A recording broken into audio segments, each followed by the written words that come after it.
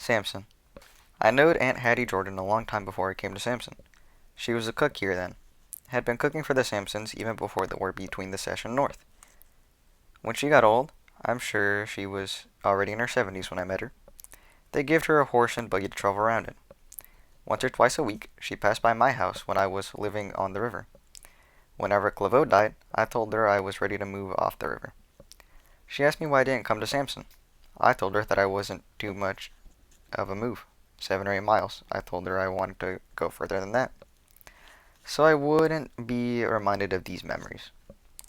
She told me even if I moved 100 miles, I would still be near memories, because memories wasn't a place, memories was in the mind. And she told me she knowed too that I wanted to be close to Ned's grave, so I could always put flowers there. After thinking about it, I told her she was right, and that's how I came to Samson. I came here one night and asked Paul Sampson for the house. Paul Sampson was the daddy of Robert Sampson, who's running the place now. "You kind of spare, ain't you?" he said. "How do I know you can carry the load?" I told him that I had been doing it for more than 50 years now. "And you can be a little tired," he said. "I think I'll be around 50 more years," I said. "You can have that room side Aunt Gilly and Aunt Sarah," he said. "But you gonna have to get there by yourself." "I'll get there," I said. I borrowed a wagon from off the river and moved here by myself. It took me 2 trips, but I did it all by myself. It was spring because the people was plowing and hoed in the field. Buzz Johnson was the water boy. Diamond was his mule. He used to carry the water in a great big barrel with a hyphen stuck at one end of the water. One day he lost the hyphen and wasted all the water, and people in the field almost wanted to kill him, coming back from there with nothing in that barrel. He made 3 trips to the field every day. He came in the morning, around 9:30. He came at dinner time, and he came again in the evening. On the 12 o'clock run, the middle run, he brought you dinner buckets. Most of the people had a little dime buckets, and Buzz Johnson looked like a drunk man coming back there with them shiny little buckets all over the cart. When he was running late, he would leave Diamond lodging, and you could hear them dime buckets hitting against the water cart from way across the field. 30 or 40 dime buckets in the cart. Had so many of them, he had to put some of them in a crocker sack, and he hung the sack on Diamond's back. The people used to mark their buckets with little pieces of cloth. Red, yellow, blue. Some put their initials on the top. Toby Lewis put a hog ring in the handle of his bucket. From then on, they called him Hog Ring Toby. They was calling Toby Lewis that when I came here. Hog Ring Toby. But he was the best man to have been working there. Could cut and load more cane than any other man lived on this place. Every year somebody was crazy enough to challenge him, and every year Toby broke him down. Hawk Brown wanted to cut cane with him. Toby nearly killed Hawk. Joe Simon wanted to load cane with him. When Toby got through with Joe Simon, he could barely pick up enough cane to chew. Now he had to work alongside the women in the spring instead of getting him a plow. Now he had to get a hoe. The worst thing happened in the field while I was out there was the thing with Black Harriet. Her name was Harriet Black, but she was so black she was one of them singly people, and the people called her Black Harriet. She didn't have all the facilities, but still she was queen of the field. She was tall, straight, tough, and blue-black. Could pick more cotton, chop more cotton than anybody out there. Cut more cane than anybody out there, man or woman, except for Toby Lewis. She was queen long before I came here, and she probably would have stayed queen a long time after if Katie Nelson hadn't showed up. Katie Nelson was a little tight-built woman from Bainey. No kin at all to Nelsons on the street St. Charles River. They wouldn't own her. That's when Kate went. What sent Katie to Samson with what little red black she called a husband, only God knows. He looked about much a husband as one of them fence posts. Soon as she got in the field, she started running off that mouth. "I'm gonna beat her, queen, huh?" "Well, she ain't gonna be queen for long. You wait, I'm going to queen her. Black Harriet would never say a thing, would say to herself all the time, because she lacked all her facilities. Working and singing one of them singly songs, but never bothering a soul. Every morning, Katie Nelson would say, I'm gonna get her. I'm gonna get her. One morning, she came out there and said, This is the morning. That man I got gave me so much loving last night. I'm just raring to go. Y'all ever seen a wild horse just raring to go? Well, y'all ain't seen nothing yet. Watch there, Queen of Spade. Here I come. We was all for it. I got to say it now. We was all for it. That's how it was in the field. You wanted that race. That made the day go. Work, work, you had to do something to make the day go. We all wanted it. We all knowed Katie couldn't beat Harriet. But we knowed the race would be fun. So that morning, as soon as Katie said this was the day, we all said, Go get her, Katie. Go get her, Katie. Katie said, Here I come, Queen of Spade. Ready or not. Katie, trying to catch Harriet, was like me trying to fight Linson. But Katie kept after her all morning. She knowed she couldn't beat Harriet, but if she kept on talking, she could work on Harriet's mind. 12 o'clock, everybody got their buckets and sat down in the shade. Harriet sat under a little tree by herself and ate her fish and rice. When she got through eating, she filed her hoe, and then just sat there waiting for 1 o'clock. She looked over there at her singing her singly songs to herself, but she never paid me no mind.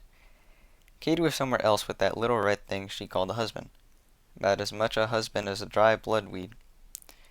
Soon as dinner was over, she came back and started running off the mouth again. I didn't get you this morning, Queen of Spade, but I'll get you this evening. I'm gonna run all that black off of you. When I get through with you, you gonna be as white as snow, man. This world is so strange. Now why a Katie Nelson? What good is one? Why here with that little red black she called a husband? Why not Baton Rouge, New Orleans? Why not the North? Huh? Tell me. Tom Joe was out there that evening.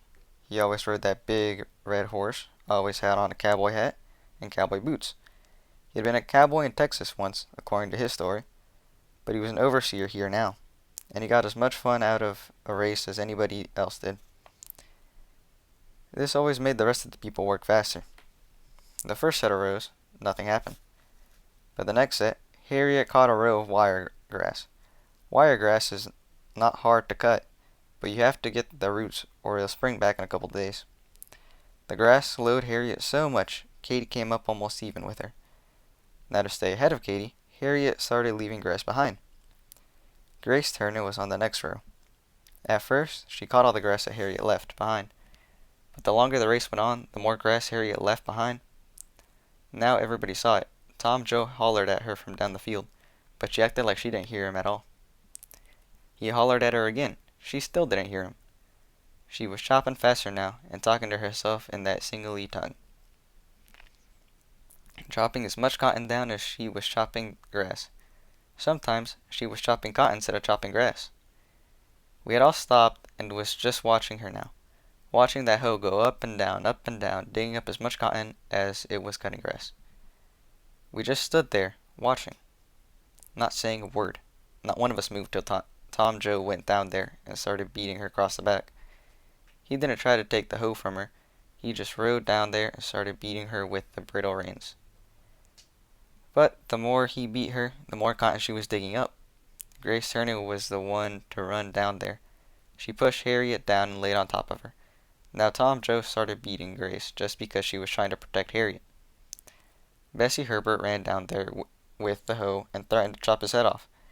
But now Grace jumped off Harriet and she grabbed Bessie. She was all down there now. Some of us pleading us with Joe, the rest of us trying to help Harriet. Harriet was just laying there, laughing and talking in that singly tongue, looking at us with her eyes all big and white 1 second, and then saying something in singly tongue the next second. Then all of a sudden, she just busts out laughing. When we got her quieted down, me and Grace brought her to the front and cleaned her up. That night, they drove her to Jackson. The Sampsons didn't do a thing to Tom Joe, but they fired Katie, and they told Bessie she had to leave the place. Besides, Bessie had a full house of children, but still she had to go. They told her if she didn't have so many children, they would have put her in jail for threatening Tom Joe.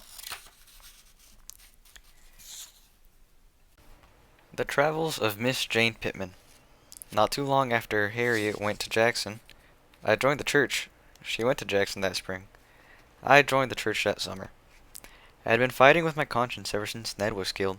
I had been brought up round church people all my life, ever since I was a slave. But I doubt if I ever thought too much about joining the church. Sometimes I would think of myself, yes, I ought to join, serve him.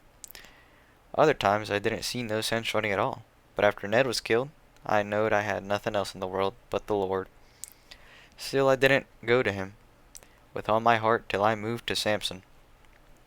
And that was 13 years after Ned's death.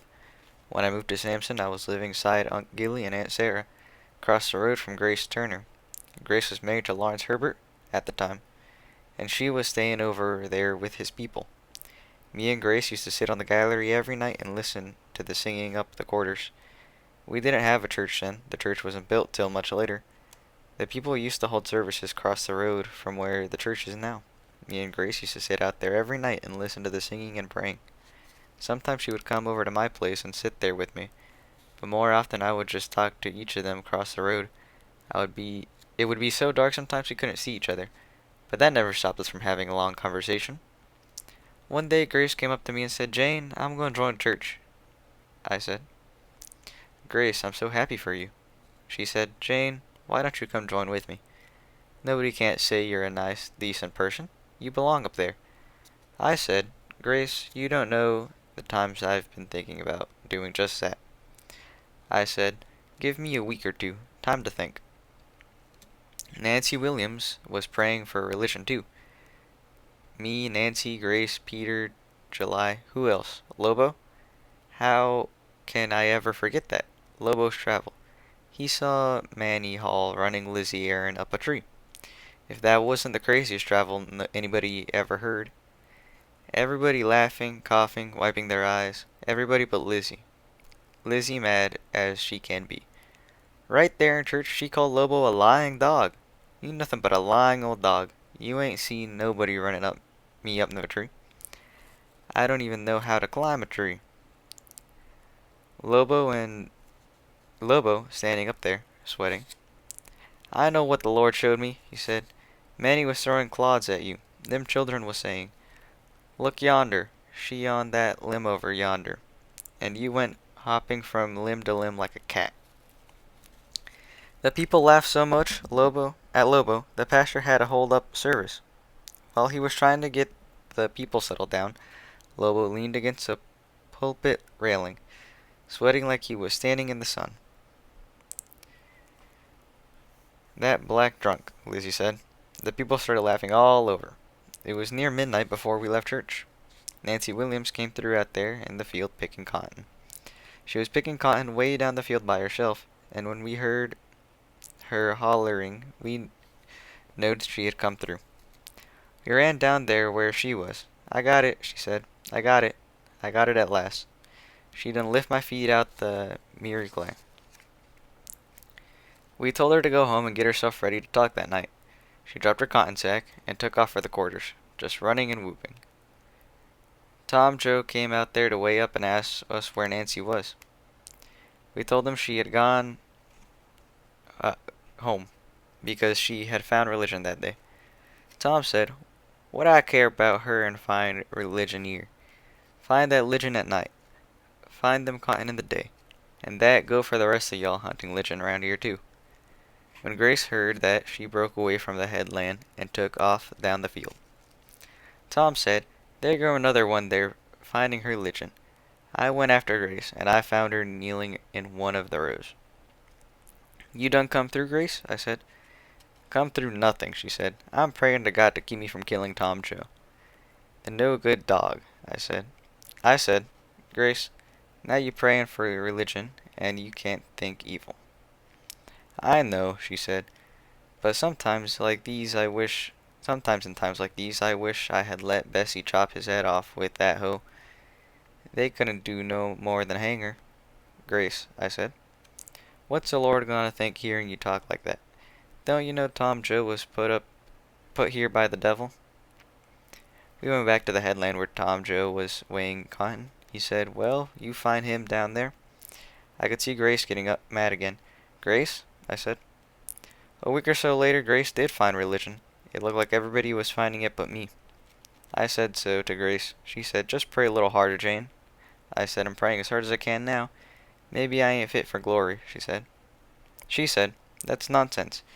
You just keep praying. I used to pray all day and half the night. Long as I was up, I was praying. Sometimes I used to go in the field so tired and so sleepy I could hardly keep my eyes open. Then one Thursday morning, I will never forget it as long as I live. I was on my way in the field when it hit me. Looked like a big load just fell off my shoulders. Grace, I said. She was walking a little bit ahead of me. Grace, I got it. At last, she said. At last? Jane, how do you feel? You feel light? I feel light, I said. Look like I can fly. That's it, Grace said. If you feel light, that's it. It always makes you feel light, she said. Go back home. Don't go out on the field at all. Go back home and get yourself ready for tonight. That night I told my travels. I had a load of bricks on my shoulders and I wanted to drop it, but I couldn't. It was weighing on me down and weighing me down. But I couldn't let go of the sack. Then a white man, long yellow hair shining like the sun, came up to me. He had a long white robe too. He came up to me and said, Jane, you want to get rid of that load? I said, indeed, indeed. But how come you know me? Can you be the Lord? He said, to get rid of that load and be rid of it always, you must take it across yon river. I looked over where he was pointing, and yes, there was a river. I turned back to him, but he was gone. I started towards the river with the sack of bricks on my back, and briars sprung up in front of me where briars had not been, and snakes crawled around my bare feet where snakes had not been, and wide ditches and bayous with green water stood before me where they was not before, and a man, jet black and shiny, with cocker burrs for hair, stood before me and told me he would take me the sack. I told him no. I told him the white man told me to cross yon river with the sack, and I was going to cross yon river with it. And just like that, this man turned into Ned. Give me the sack, Mama, he said. I said, Ned, that's you? That's you, Ned? Give me the sack, Mama, he said. I said, I don't believe that's you, Ned. I believe that's nobody but the devil trying to fool poor Jane. I said, if that's you, Ned, tell me what you carried all them days when your mama was killed. I peered into the devil's face, playing Ned, and I saw him straining, trying to think what Ned had carried. But he couldn't remember, and I knowed for sure it wasn't Ned, because Ned would never forget this. And I went on. It was hard to go on, because the warmth he had brought to my heart, but I knowed I had to keep going. And when I came to the river, I looked and there was Joe Pittman, and he wasn't old like me, he was still young. Give me the sack, Jane, he said. I must cross that river, Joe, I said. Give me the sack, Jane, he said. No, Joe, I must cross the river, I said. And when I didn't give it to him, on the third time he asked for it, he disappeared, and I moved down into the water. All around me alligators snapped at my legs. I looked, and snakes. Hundreds and hundreds of them swimming towards me. But I kept moving with the sack on my back. With every step, the water got deeper. When it came up to my neck, I looked up to see how far I had to go. And there was Albert Clovo. He was sitting on the horse that killed Joe Pittman. He was holding the gun that had killed Ned. I looked back over my shoulder, and there was Joe and Ned on the other side of the bank, beckoning for me to come back to them. But I would not turn back. I would go on, because the load I was carrying on my back was heavier than the weight of death. When I got near the bank, Albert Clovo raised the gun to shoot me. But when he saw I was determined to finish crossing, he disappeared too. And soon as I put my feet on solid ground, the Savior was there. He smiled down at me and raised the load off my shoulders. I wanted to bow to his feet, but he told me to rise. I had been born again. I rose and I felt light and clean and good. That was my travel. That's how I got over. And that's what the church sang that night. Toned the bell, done got over, toned the bell, done got over. Toned the bell, done got over at last. Plucked my soul from the gate of hell, done got over, from the gate of hell. Done got over from the gate of hell, done got over at last.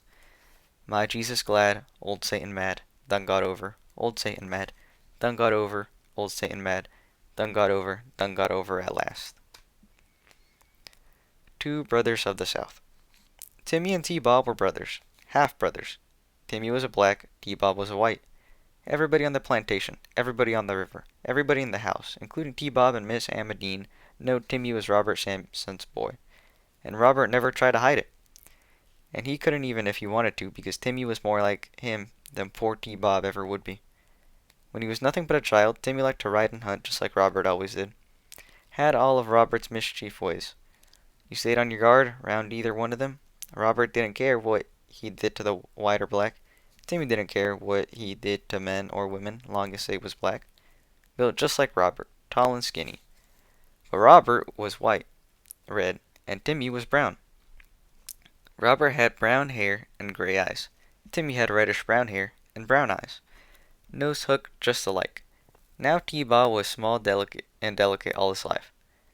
But the only reason they gave him the name Little Robert, the doctor told Miss Amadine she couldn't have any more children. But any other name would fit T-Bob better. When T-Bob got big enough to ride, Robert came in the quarters and told Verda he wanted Timmy to ride with him. Called Verda to the gate. Like coming to the house was something new to him. Like he hadn't tied that horse at the gate 100 times and walked in that house and stayed there till he himself got ready to leave. I don't want him up there, Verda told him. He'll be treated right, Robert said.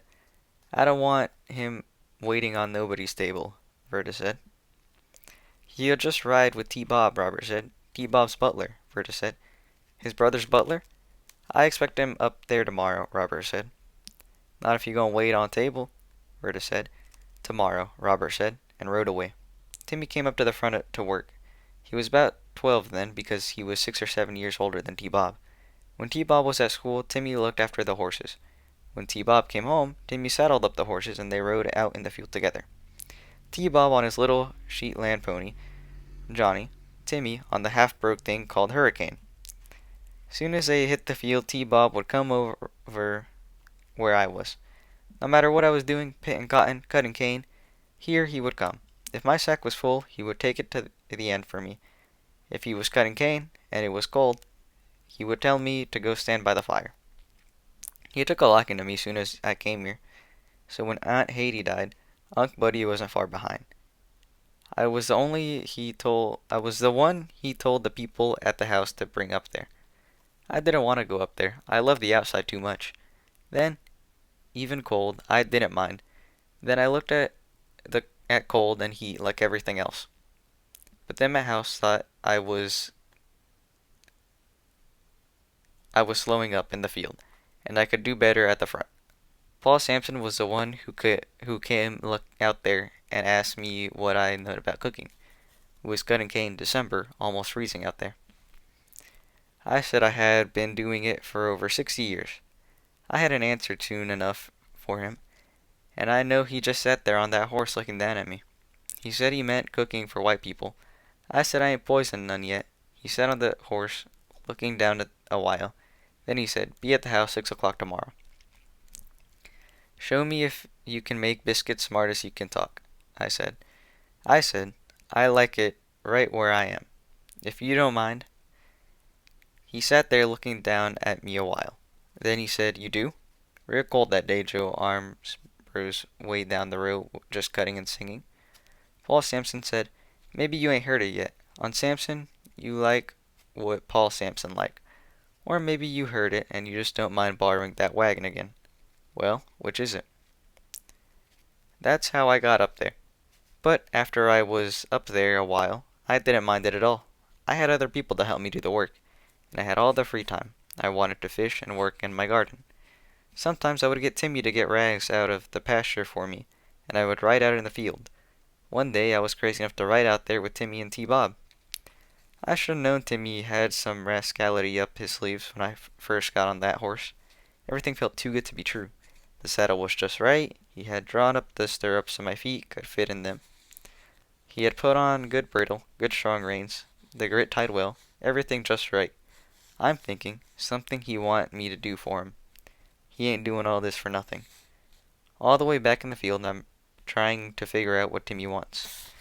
Probably money. Then I try to figure out what he wants the money for.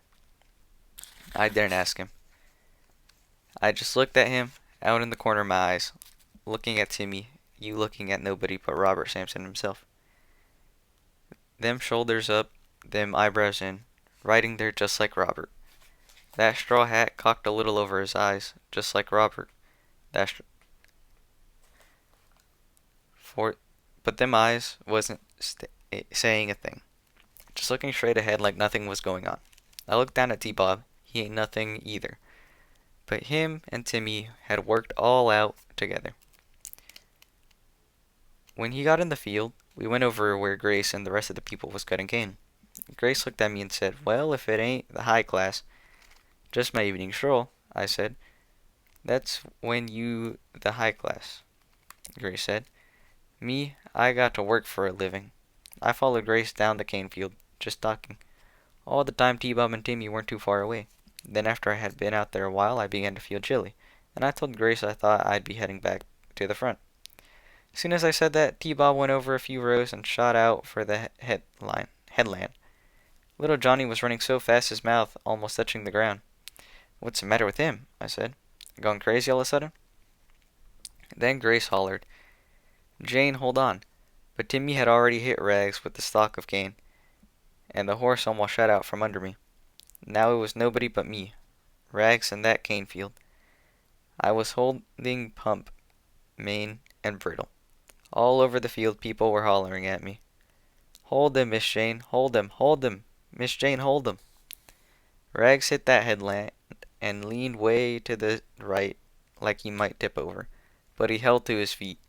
A few more strides he hit that back road again, and leaned way to the left, but he kept to his feet again.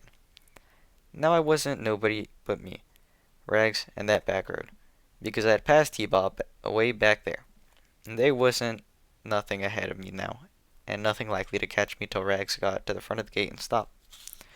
Of course, Timmy could have caught me on Hurricane.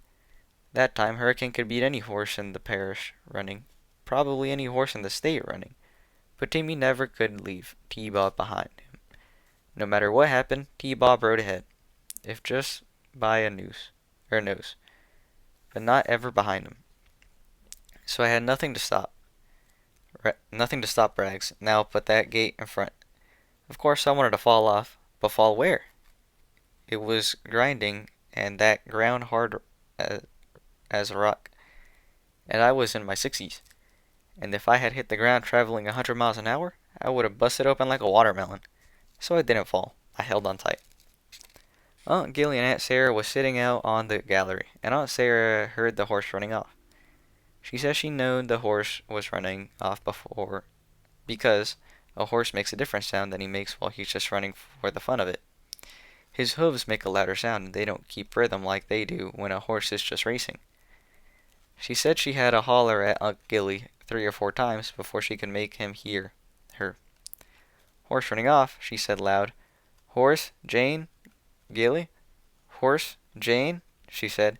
She noted it was me because Timmy could handle Hurricane with ease, and T-Bob's horse, Johnny, couldn't make that kind of noise. "Horse, Jane," she said loudly. "Gilly? Gilly?" When she caught on to what she was trying to tell him, he came out to the road with his walking stick. From way down the quarters, I could see him waving the stick up and down.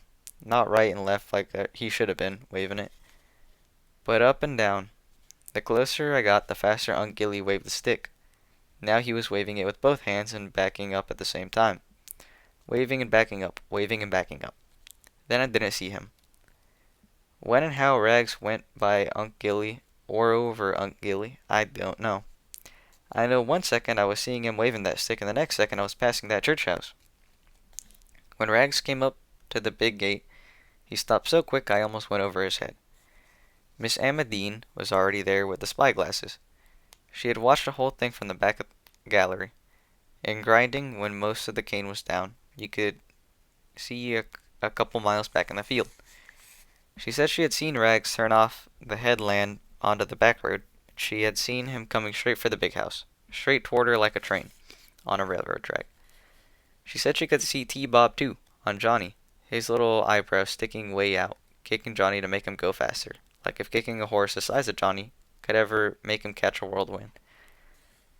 She could see Timmy too, riding a little behind, if T-Bob of T-Bob, both of them laughing. No, she couldn't see their mouths with the spyglasses, but she couldn't see my eyes with the spyglasses.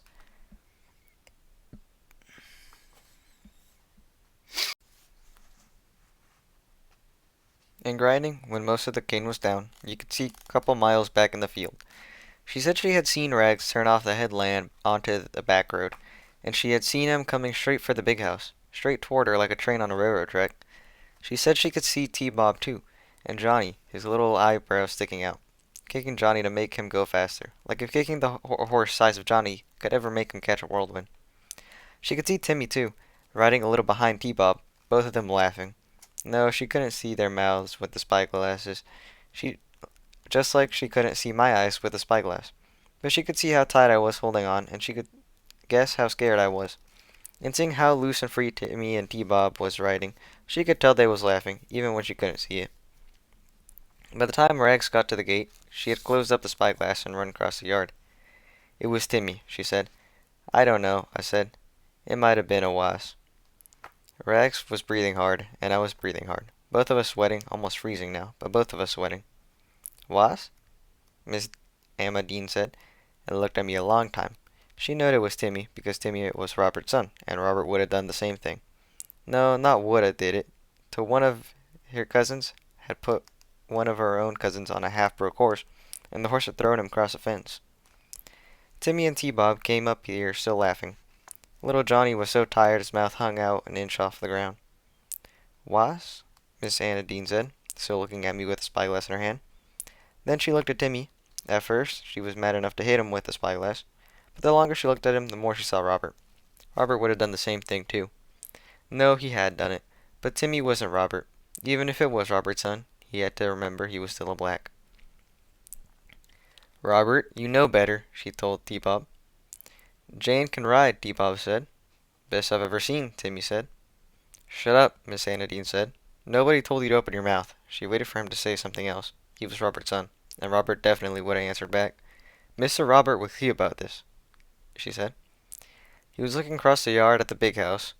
From the way he was sitting on the saddle, not slumped over like a black ought to be, but with them shoulders up, and the straw hat cocked a little over his eyes, he was telling Robert wasn't going to do him a thing. But he didn't have to tell me. I knowed it all the time Robert wouldn't do him nothing. But Miss Anna Dean still didn't know. Had been married to Robert 10, 12 years, and still didn't know what he would do. Take the hat off, Timmy, she said. He took it off, but he still didn't look at her. Well, she said. Yes, ma'am, he said, hardly loud enough even for me to hear him. But I was up there on the horse, and I was up there on the horse. When Robert came that evening, Miss Amadine told him what had happened. Robert started laughing. He wished he had been there. He didn't know Rags still had that spunk. Did my eyes get big and white? Did they go up and down in my head? Could Miss Amadine hear my teeth hitting together through the spyglass? He wasn't ever at home when all the good things happened. And Timmy, Miss Amadine said. Jane's not hurt, Robert said. But she could have been. Well, she's not. Well, we can take his hat off, Miss Amadine said. I'll talk to him, Robert said. But I wish I had seen it. When are you going for another ride, Jane? Not with them ever, I said. That's too bad, he said. He didn't say a word to Timmy. He knowed Timmy respected Miss Amadine. He knowed Timmy had to respect Miss Amadine, just like he had to respect every white lady or white man. The other thing didn't matter. Not long after that happened, Timmy had his run-in with Tom Joe and had to leave home. Timmy and T-Bob was riding on the field when the horse threw T-Bob and broke his arm. Tom Joe was walking across the yard when Timmy brought T-Bob home. He carried T-Bob in the house himself, Then he came back outside and asked Timmy what had happened. Timmy told him. He knocked Timmy down. He hated Timmy with all his might. Timmy got away with too much from that house up there. He knowed that Timmy was Robert Sampson's boy, and he hated that the Sampson in Timmy much as he hated the black in him. More because it was Sampson's blood in Timmy that made him up so uppity. No, he didn't hate Timmy for what happened to T-Bob. He hated T-Bob so much as he hated the rest of the Sampsons. He knocked Timmy down because he knowed no white man in his right mind would have said he had done the wrong thing. Albert Walker and Cleon Salmon was picking up moss in the yard, and they stopped to see what was happening. They said when Timmy got up, he called, "That's enough, Joe." Tom said. "Call me Mr. Black," Timmy said. "I couldn't call white trash Mr. if I was dying." Tom swung at him again, and Timmy moved back. Tom swung again, and Timmy moved back again. And now he was grinning at Tom Joe because Tom Joe couldn't hit him. Tom ran on him to throw him down, but Timmy brushed him to the side, and Tom Joe was the one who fell. When he got up, he grabbed the pole out of Albert's hand. He didn't have to grab it. Albert was so scared of Tom Joe, he practically handed him the pole. Sorry. The people used to get moss out of the trees with these long poles they used for thrashing pecan trees. You would stick the pole in a pile of moss up in the tree, then wind it around good, then pull it down. Tom Joe grabbed the pole out of Albert's hand and struck Timmy with it. Instead of Albert and Cleon trying to help Timmy, Cleon started hollering for Miss Emma Dean to come out there and stop Tom Joe. Miss Emma Dean left me in there to look after T-Bob, and she ran out in the yard. I could hear her screaming at Tom Joe the moment he came out of the back gallery. She would have had him run off the place. She would have had him in jail, but in the pen even. But her screaming at Tom Joe, threatening Tom Joe meant no more than threatening a fence post. That hatred for Timmy was too deep in him to stop now. And what white man would be put in jail or kept him in jail after what Timmy had let happen to T-Bob? By the time Miss Emma Dean got out in the yard, Timmy was bloody and unconscious. Tom Joe threw the pole to the side and walked away. Miss Emma Dean and Albert had Albert to bring Timmy inside. And when the doctor came to see after T-Bob, he looked after both of them. Robert came home later that night, and Miss Emma Dean told him what happened. Tom Joe ought to be run off this place. No, put in jail. Robert told her he wasn't gonna do either. You pin medals on a white man when he beat a black for drawing back his hand. Even a half-black? Miss Emma Dean said. There ain't no such thing as a half-black, Robert said. A few days later, Robert called Timmy to the house and gave him some money and sent him away. Timmy went to see T-Bob before he left. Robert said T-Bob was asleep. Timmy asked could he come back when he woke up. Robert told him no. When T-Bob was able to ride again, they got Claudia Ferdinand to ride with him. But it wasn't the same. T-Bob wanted Timmy. Timmy was his brother, and he wanted his brother there with him. He used to come back there in that kitchen every day and talk about Timmy. He could understand why Timmy had to saddle his horse. He could understand why Timmy had to ride behind him. But he couldn't understand why Timmy had to leave home after a white man had beat him with a stick. I told him Timmy had to leave for his own safety, but he didn't understand what I was saying. I told Miss Anna Dean to try to explain it to him. Then his uncle Clarence tried. After Clarence, his parent, Jules Rayard and Bainey tried to explain it to him. All of us tried except Robert. Robert thought he didn't have to tell T-Bob about those things. They was part of life. Like the sun and the rain was part of life. And T-Bob would learn them for himself when he got older. But T-Bob never did. He killed himself before he learned how he was supposed to live in this world. Of Men and Rivers. Timmy left here when? Let me think now. 1925 or 26? Because it was gone before the high water, and the high water was in 27. When did Long come in? Long came in when?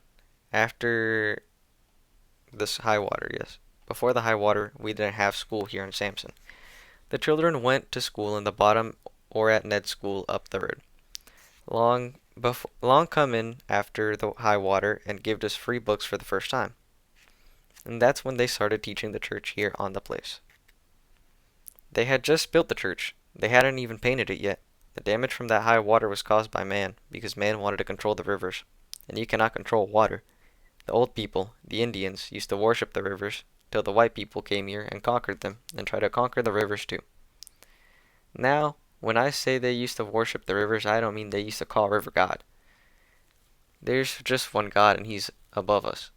But they thought the river had extra strength, and I find no fault in that, because I find that in some things too. There's an old oak tree up the quarters where Aunt Lo Bolin and them used to stay. That tree had been here, I'm sure, since this place has been here, and it has seen so much and knows so much. And I'm not ashamed to say I've talked to it. And I'm not crazy either. It's not necessarily craziness when you talk to trees and rivers, but a different thing when you talk to ditches and bayous. A ditch ain't nothing, and a bayou ain't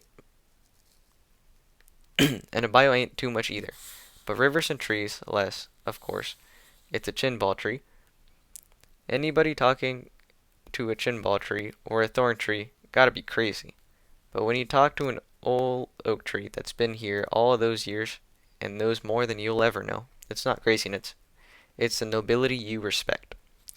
So they tell me the Indians used to respect the rivers the same way. They used to catch fish out of the river and eat the fish and put the bones back in.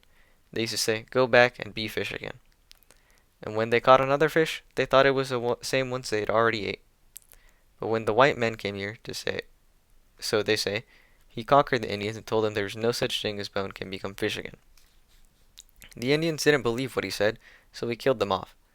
After he had killed them, he tried to conquer the same river they believed in, and that's when the trouble really started. I don't know when the first levee was built, probably in slavery time, but from what I've heard from the old people, the water destroyed the levee soon as it was there.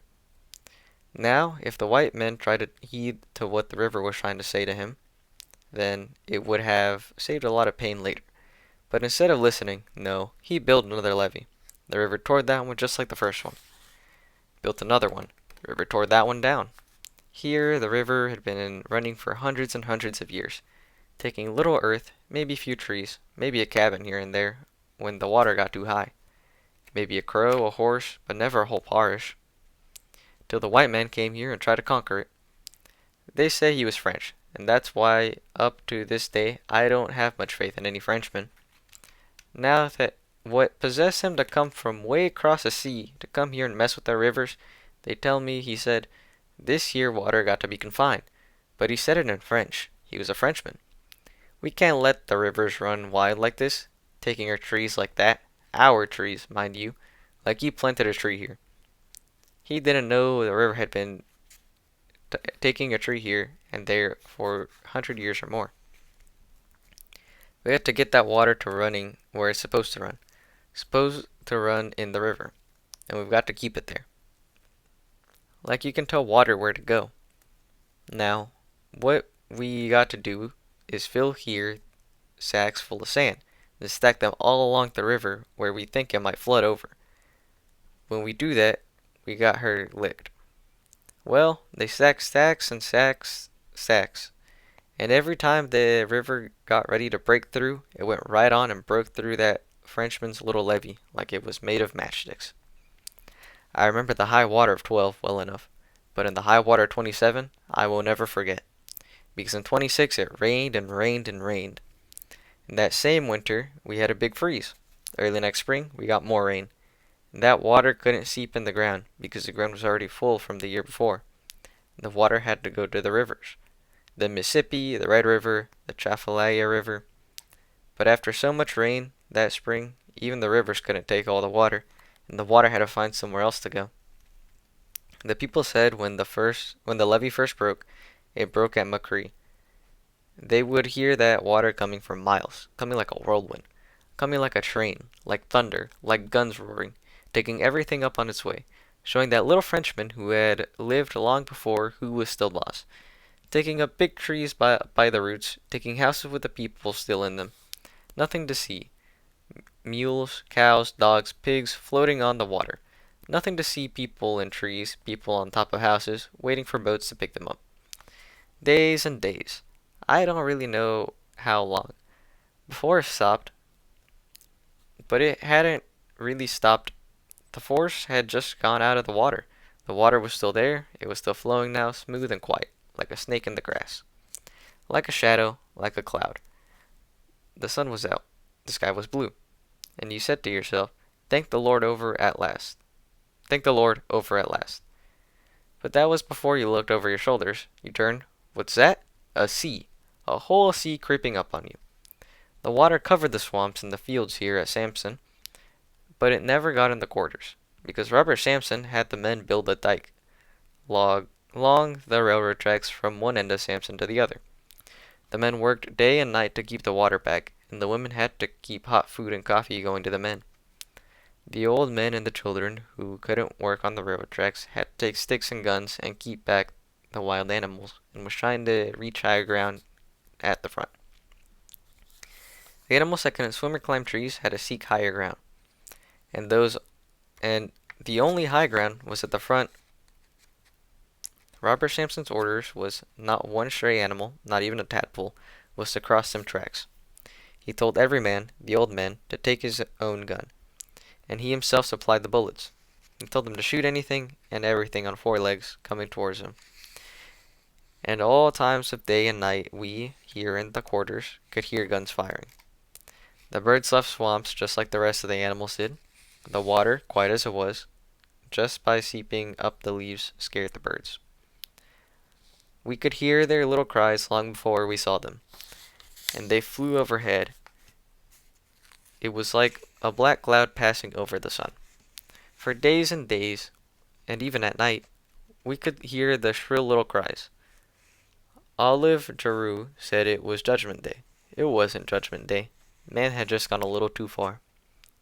Now he's built up concrete spillways to control the water. But one day the water will break down his spillways, just like it broke down the levee. That little Frenchman was long dead when the water broke his levee in 27. And these that built the spillways will be long dead too. But the water will never die. That same water the Indians used to believe in will run free again. Just you wait and see. Hugh P. Long. Hugh Long came in the year after the high water. Nothing better could have happened to the poor black man or the poor white man, and no matter what they say. Oh, they got all kinds of stories about him now. He was a this, he was a that. Nothing but a dictator who did this and that to people. When I hear them talking, I think, ha, you ought to have been there 25, 30 years ago. You ought to have been here when poor people had nothing. You wouldn't be running off your mouth, so, ha. Even them children around was saying what they gotta respect Long for. Didn't he used to call our people black? I agree he didn't call the colored people black. But when he said black, he said, here a book black, go read your name. Then, when the other ones said black, they said, here a sack black, go pick that cotton. They don't know what the poor people went through. They think they always had a school bus. They always had a school. I can tell you when poor people didn't get 2 months of school a year. And to even get that little bit, they had to walk 5 and 6 miles. What they think the rich people killed Long for? Because he called the colored people black? They killed him because he was helping the poor black and the poor white. Because you're not supposed to help the poor. Let the poor work. Let the poor fight in your wars. Then let them die. But you're not supposed to help the poor. Now they want say, Dr. Weiss killed Long. Well, they ain't gonna make me believe that. Want say he killed Long because Long said Dr. Weiss's wife, granddaddy, had black blood in his vein. Well, they got white people around here kill you for saying much less than that, but they ain't gonna make me believe that's why Long died. I know them rich people got them guards to kill Long. All the poor people know that. Telling the poor he was killed because he said the old judge had black blood in his veins. They said that because they thought the poor might rise. They knowed how much the poor loved him. and they said to keep people from rising up. Well, they didn't fool the poor people, and don't need to think they did. I remember the night they shot him. I remember it well. I was down the corridor sitting up with Grace Turner. She wasn't feeling too good, and me, Olive Giroux, and Lena Washington was sitting up there with her. We was inside when Etnie Bowie came by and knocked on the end of the gallery. I went to the door and see what he wanted, and he told me what had happened. He said, "Jane, guess what? They done shot Long." I said, "Don't tell me that, Etnie. Don't let me. Don't tell me that. No, don't tell me that now." He said, "Yes, they shot him. He's not dead, but they fear for his life." He said he had just seen Mullen Ruffin and Manuel had heard it over the radio in Bainey. Manuel got in his car and come home because he was scared the white people might start war over this. Anthony and Manuel was going through the quarters telling the people what happened. They tried to get just Thomas, the head deacon, to go ring the church bell, but just told them he was getting in white folks' business. Grace told Anthony to come in and have over some coffee, and before you knowed it, the whole house was full of people. Aunt Gilly got down on his knees and told us to pray for Long. But do you think they was going to let him go on living? Not after what he had done to the poor. Now, you mean to tell me, out of all the doctors you got in a hospital, not one of those doctors know what he's supposed to do, if to go in the front or the back of a man to keep him from bleeding to death? You trying to tell me that? But you got them there for if they don't know how to operate. No, they don't want to stop the bleeding. They had paid the guards to kill him, and now they sure wasn't going to save his life in no hospital. I wouldn't be a bit surprised if one day they don't find out the doctors didn't kill him in that place. Look like every man that pick up the cross for the poor must end that way. Miss Lily. After Long came in office and gave us free books, we got our first teacher here on the place, Miss Lily. Miss Lily stayed up in the quarters with me all the time she was here. When they made me cook, I had to move up the quarters because they wanted the cook to live closer to the front. Since I didn't need all of the house for myself, I let the teacher have one half and I kept the other half. Every teacher that had ever taught here, as long as I was the cook, stayed up there with me. Miss Lily was a little bow-legged mulatto woman from Opie-Lewis. A big pile of black hair. She used to pin in a roll on top of her head. The people used to go up to the church and look through the window at her, teaching the children. Half the people on the place had never been in a school, and for a while everybody wanted to know what Miss Lily was like. Sometimes you would find somebody standing at the end of the window up there, looking inside at her. After they got used to her up there, though, they stopped going. The children was about ready to stop too. Miss Lily was too rough on everybody. She didn't just want lessons. She wanted the girls to come here with their dresses ironed and wanted ribbons in their hair. The boys had to wear ties, had to shine their shoes. Brogans or no brogans, she wanted them shined. The children put up with that a couple months, then they stopped going to school. Everybody got sick. If it wasn't a cold, it was a headache. If it wasn't a headache, it was a bellyache. Miss Lily started taking medicine to school. A little brown bottle of Hesvestia. A little clear bottle of castor oil. When she called roll and missed somebody, she went out looking for him. She wouldn't teach the children who was already there, and had to go out looking for the lost lamb. When the children started coming, they were let out across the field. Sometimes they headed the other way toward the river. I would see them from the big house, the little boy first, then a little while later Miss Lily. She could really run for being bow-legged like she was, poor thing. Now the next thing she wanted everybody to have a toothbrush. People didn't have money to buy bread with, but Miss Lily wanted them to have toothbrushes. She gave to everybody a week. The end of the week, nobody had a toothbrush. Some of the children had been rubbing soda over their teeth, some of them charcoal over their teeth, but none of them was good enough for Miss Lily. She wanted them brushed. She went to the store and asked for 2 dozen toothbrushes. She was going to pay for them herself, and the children could pay her back when they got the money. Clarence Sampson, the brother who used to run the store, told her he didn't have no toothbrushes, and he wasn't ordering none. People found out he was ordering toothbrushes for blacks.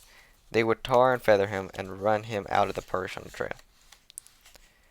Miss Lily asked him what if he said he was ordering the toothbrushes for white folks. Clarence said they would laugh at him so hard he would pack up and leave off his own. Miss Lily didn't argue with him. She walked out the store, and that weekend she went to Bainey and got a brush for every child. Poor Miss Lily. One evening Miss Lily was coming down the quarters when she heard Oscar Hayden's two boys, Tebow and Tilo, crying up there in the tree. It was getting dark. She couldn't see them, but she could hear them plain as day. One cry a little while, then stop. Then another one start off. This one a little while, then the other one. Miss Lily stood at the gate looking in the yard. Oscar had green moss burning under the tree. People used to keep a smoke like that in the summer to keep mosquitoes away. But tonight it wasn't mosquitoes. Miss Lily stood at the gate a while, then she came in the yard. Oscar and Vinny and them sitting down in the gallery. Nobody saying a word. Just sitting there in the dark, up in the tree, Tebow and Tilo crying. One a little while, then the other. One a little while, then the other. When Miss Lily got closer to the tree, she saw the two sacks up there. "What's going on up there?" she asked. That's you, Miss Lily?" Tebow said. Miss Lily could hardly understand him with his mouth pressed up against the sack. "That's me," Miss Lily said. "What's going on up there?" "Daddy's smoking us," Tebow said. "Come out of that tree," Miss Lily said. "These sacks are tied," Tebow said. "Stop fooling with me," Miss Lily said. "Come down from there." Nobody on the gallery said a thing, just sitting there in the yard, not even looking at Miss Lily out there in the yard. "Do we have to come up there?" Miss Lily said. "Come out of there." "These sacks are tied, Miss Lily," Tebow said. Miss Lily made two little jumps to reach the sacks, but they didn't come nowhere near reaching them. Then she went over to the gallery and looked at Oscar and them sitting in the dark. She wouldn't say a thing. They didn't say a thing, acting like she wasn't even there. "Are y'all crazy?" she asked. Nobody answered. "I asked, is y'all crazy?" she said again. "No business sassing old people," Aunt Julie said. Aunt Julie was Oscar's mama. "No business sassing old people," Lily said. "You whip children when they sassy old people. You don't smoke them. Get them children down." Nobody answered. "You hear me?" she said to Oscar. "I'm hearing everything you say," and Oscar said. "Well," Miss Lee said. "You better go on up to the quarters to Miss Jane," Oscar said. "Teacher or no teacher." "I leave when them children come down," Miss Lily said. Oscar didn't say another word. When he got up, Vinny said, "Oscar, be careful. The law on her side." He didn't say nothing to her, either. He come on down the steps, picked up Miss Lily with one hand, and started with the other toward the gate. Miss Lily screaming and kicking now. "What you do to me? Put me down. Animal, animal, put me down. Help, help." Oscar pushed the gate open and set her on the ground. Then she gave her a big whack on the behind and went on back to the yard. Just before she went to the gallery, he throwed another piece of green moss at the fire to keep the smoke going up in the tree. Miss Lily went from the house to house, trying to find somebody to go down there and make Oscar stop smoking his children. When she couldn't find nobody there, she came up to the house and asked me to go with her to see Robert Sampson. I told her the same thing Robert Sampson was going to tell her. Leave it alone. She asked me if I knowed what I was saying. I told her I knowed what I was saying. Leave it alone. She said she still wanted to talk to Robert. I took her over there. Robert told her to stick to her teaching and let people raise their children the way they wanted to. We came back home. Miss Lily taught the rest of the years, then went home to Opie Lewis, and never came back. After Miss Lily, then came Hardy Joe. Hardy was one of the worst human beings I've ever met. A little short, oily-faced black man with an open crown gold tooth right in front, telling poor people the government wasn't paying him much, so he would appreciate it if they would help him out some. Poor people selling all their little gardenings to give Joe Hardy money. selling eggs, selling chickens, killing hogs, and selling the meat, to give Joe Hardy money. This wasn't enough for him. He had people raising onions and potatoes for him.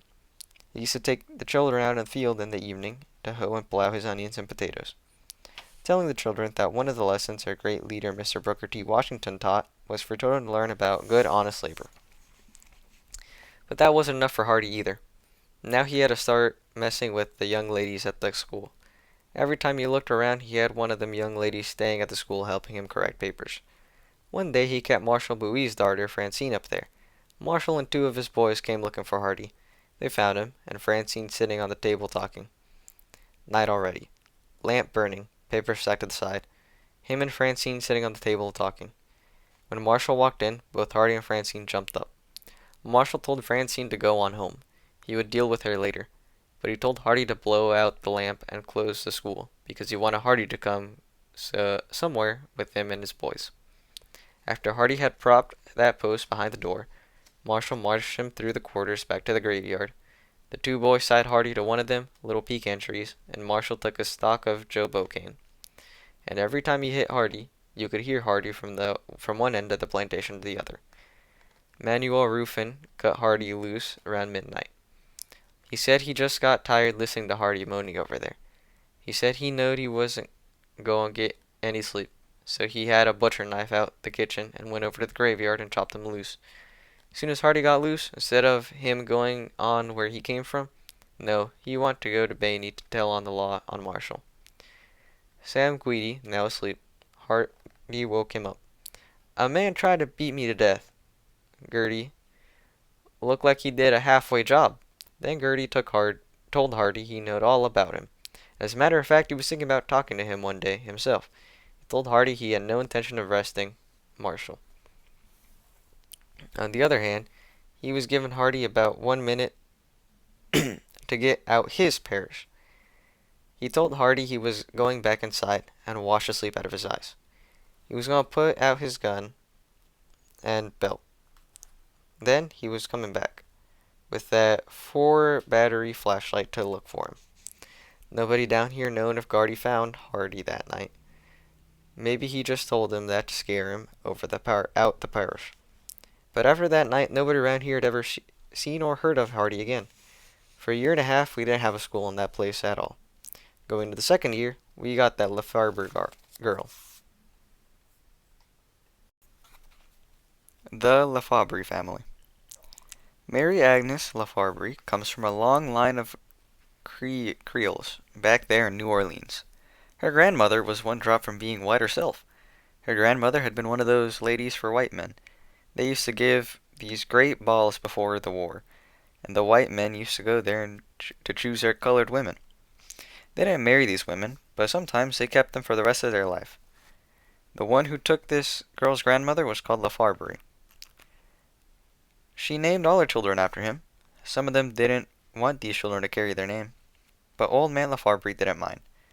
When he died, he left them money and property, even slaves.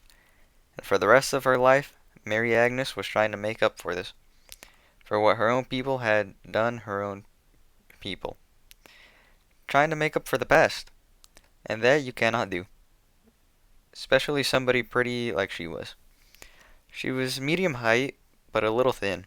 She reminded you of some of those Dagos around here who call themselves silicons. But she wasn't fat like most of them get. She had long black hair, black as any hair I have ever seen, and it used to come way down to her back. Sometimes at night when she got ready to comb it, I used to ask her to let me help. She would sit on the floor in front of me. That same Mary Agnes Lefebvre. After the war, the family moved from New Orleans to Creole Place. What brought them to Creole Place, I don't know. Maybe they had people there already. You had always had some mulattoes there, since long before the war, and now it got to be settlement for them. The people at Creole Place did everything for themselves. Did their own farming, raised their own hogs, their own cattle, did their own butchering, had their own church, Catholic, built their own school, and got their own teacher. The teacher had to come from there just like the priest had to come from there. Give their own dances, their own parties, and people like them was the only ones invited. No matter how white you was, if you didn't have Creole background, they didn't want you there. Same for them who left. Some went north and passed for white, others joined the colored race. But no matter what they did, once they left, they couldn't go back. I want to tell you a little story just to show how these people looked at things. And this story is true. People here at Samson right now who can back me up. Etney, Pap, either one of them can back me up on this. Sappho Brown rode through Creole Place and saw the mulattoes hanging lanterns and crepe paper in the trees. That was Friday. He figured they was going to have a dance that Saturday night, so he told Claudie Ferdinand, let's go there. Now Sappho and Claudie, white as any white man in this parish, but they knowed good and God. Well, they didn't have no business going there messing around with them Criollos. Both Sappho and Claudie's daddy was white, but not Creole white. Poor white, no quality. Everybody telling them not to go. Please don't go there messing around with them people. You know how them Creole mulattoes act. But telling this to Sappho and Claudie was like talking to a block of wood. We just as white as them. Whiter than a lot of them. Anyhow, they gonna have so many people there they won't even see us.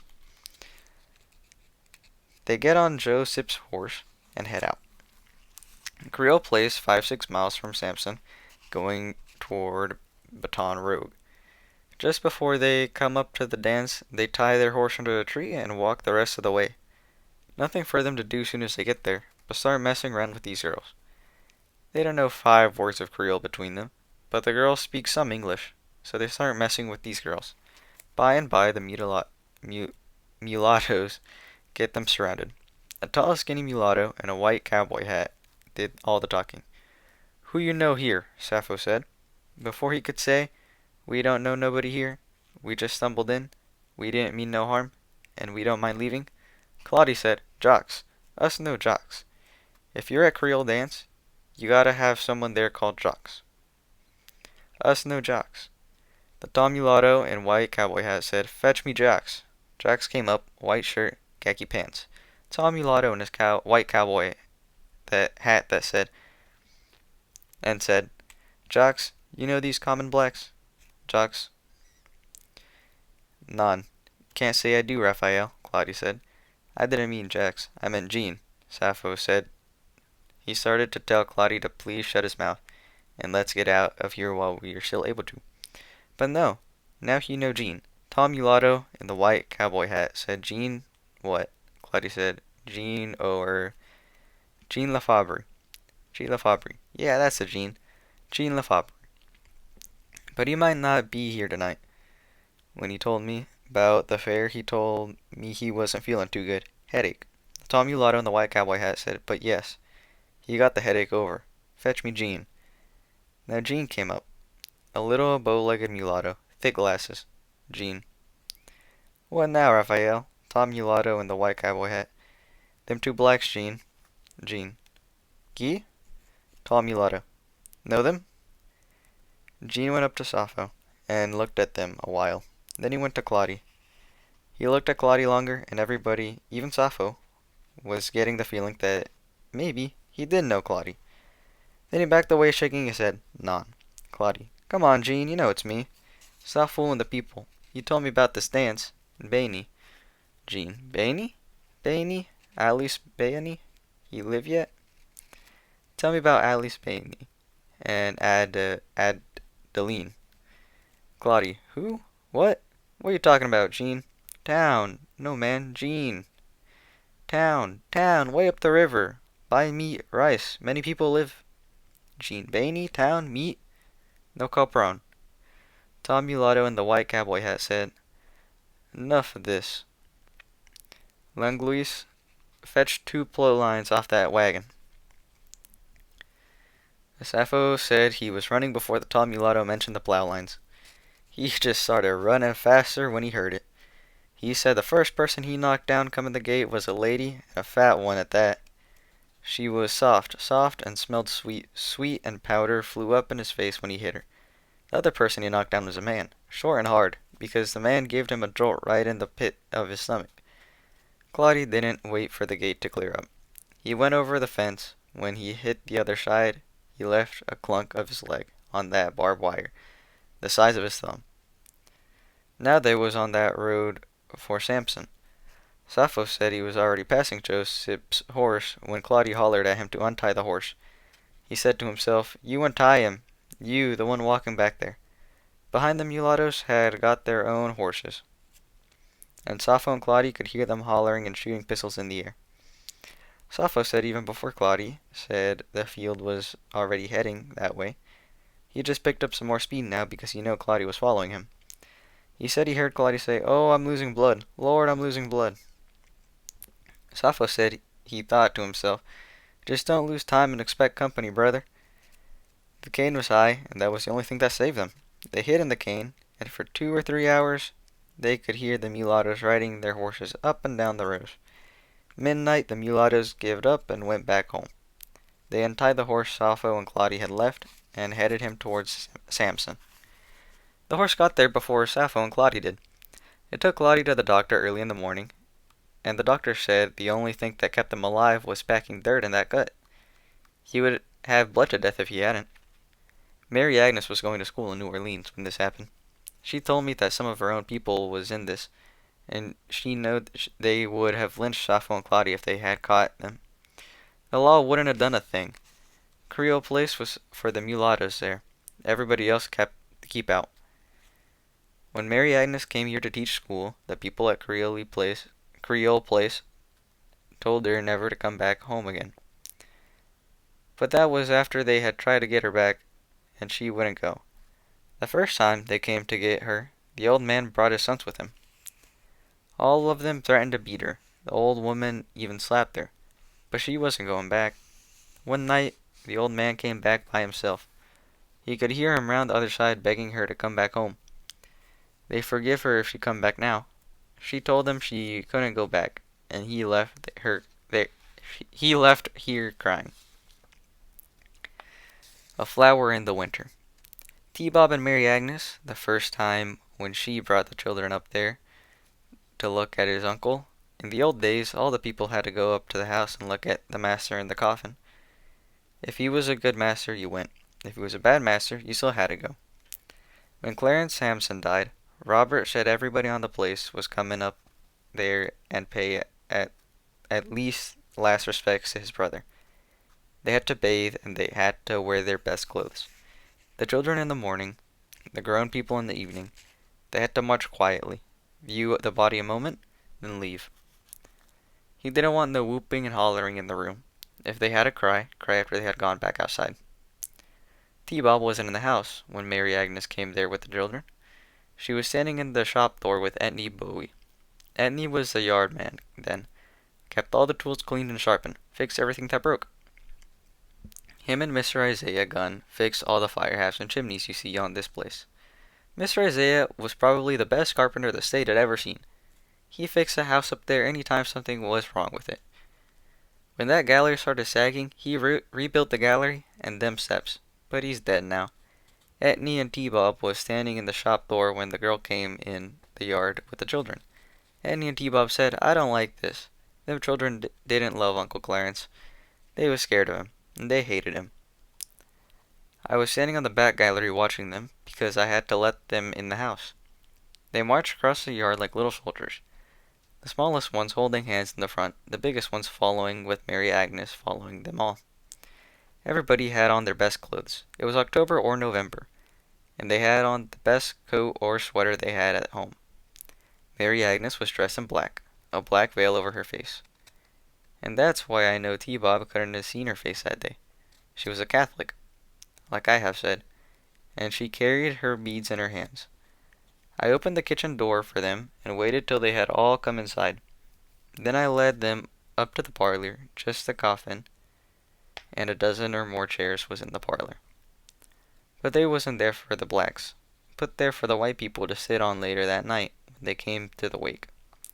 The children marched round the coffin and looked in and went back to the kitchen to wait for the teacher. Some of the bigger girls cried quietly, and I saw that girl, Mary Agnes, wiping her eyes too. I stood at the door and watched them go back across the yard. I saw T-Bob and Etney looking at the girl, but T-Bob still didn't see her face.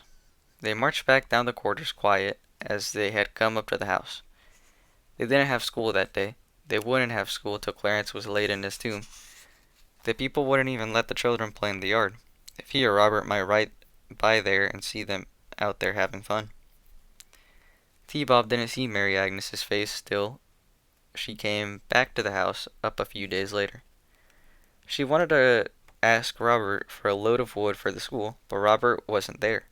T-Bob was in the kitchen with me drinking coffee. He asked me who I was talking to at the door, and I told him that the teacher from town and the quarters had come back to ask for a load of firewood. T-Bob said to tell her she could get the wood, but before she had finished talking, he was already at the door. He had come there with his coffee cup, but never raised it again. When he saw the girl, he almost dropped the cup on the floor. His face got so red I thought he was going to faint right there in the kitchen. After he had been standing there for a while, doing nothing but looking at the girl, she nodded her head and went back down the steps. He stood at the door, watching her till she had gone across the yard. T-Bob stayed in the kitchen the rest of the day. Sometimes I had to tell him to move out of my way so I could do my work. That evening, when I got ready to go home, he said, "That girl's almost white, ain't she?" "What girl are you talking about, T-Bob?" I said. "The teacher," he said. "Almost, but not quite," I said. "How long's she been here?" he asked me. "Going on 2 years," I said. "How come you ask me all these questions?" T-Bob was going to school at LSU, there in Baton Rouge.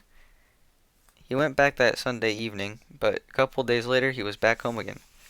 Robert and Miss Amadine didn't know why, but I knew it all the time. I just didn't know how far it would go. And even if I did know, who was Jane Pittman to tell Robert Sampson Jr. what he ought to do or what he ought not to do, when any time he wanted to he could tell me to shut up my black mouth. Tell Robert? Say what? Hadn't Robert done the same thing? Go to Miss Amadine? Say what there? Miss Amadine, T-Bob want mess with that teacher? And suppose she told me to mind my own business. I know Robert would have said exactly that. T-Bob hung around the kitchen all day. He wouldn't ask me nothing till late that evening. Then he wanted to know if Mary Agnes stayed on the place, or left each day. I told him she stayed at the house with me. Round the other side, he left again. That weekend, he was back. Everybody was glad to see him, but they wondered what brought him back here so much now. Sometimes he stayed away from the house 2 and 3 weeks. A boy that rich had friends everywhere who was always inviting him to their place. He went through the quarters looking for Mary Agnes. That was Friday.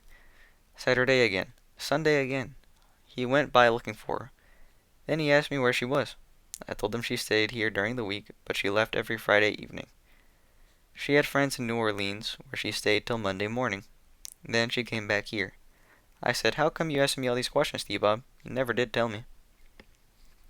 He went back to Baton Rouge that Sunday night. By Tuesday he was home again. Now he pretended he was sick. Sick for about an hour. Then he got on that horse and went riding through the quarters. He didn't stop by the church this time. He went all the way back in the field where the people was cutting cane. Stayed back there a while, then came back up to the derrick where he stayed there a few minutes talking to Billy Red. When he came back in the quarters, children was outside playing. Strut Hawkins' gal, Ethel, and Miss Lefarbry had kept her inside to put some rhythmic problems on the board.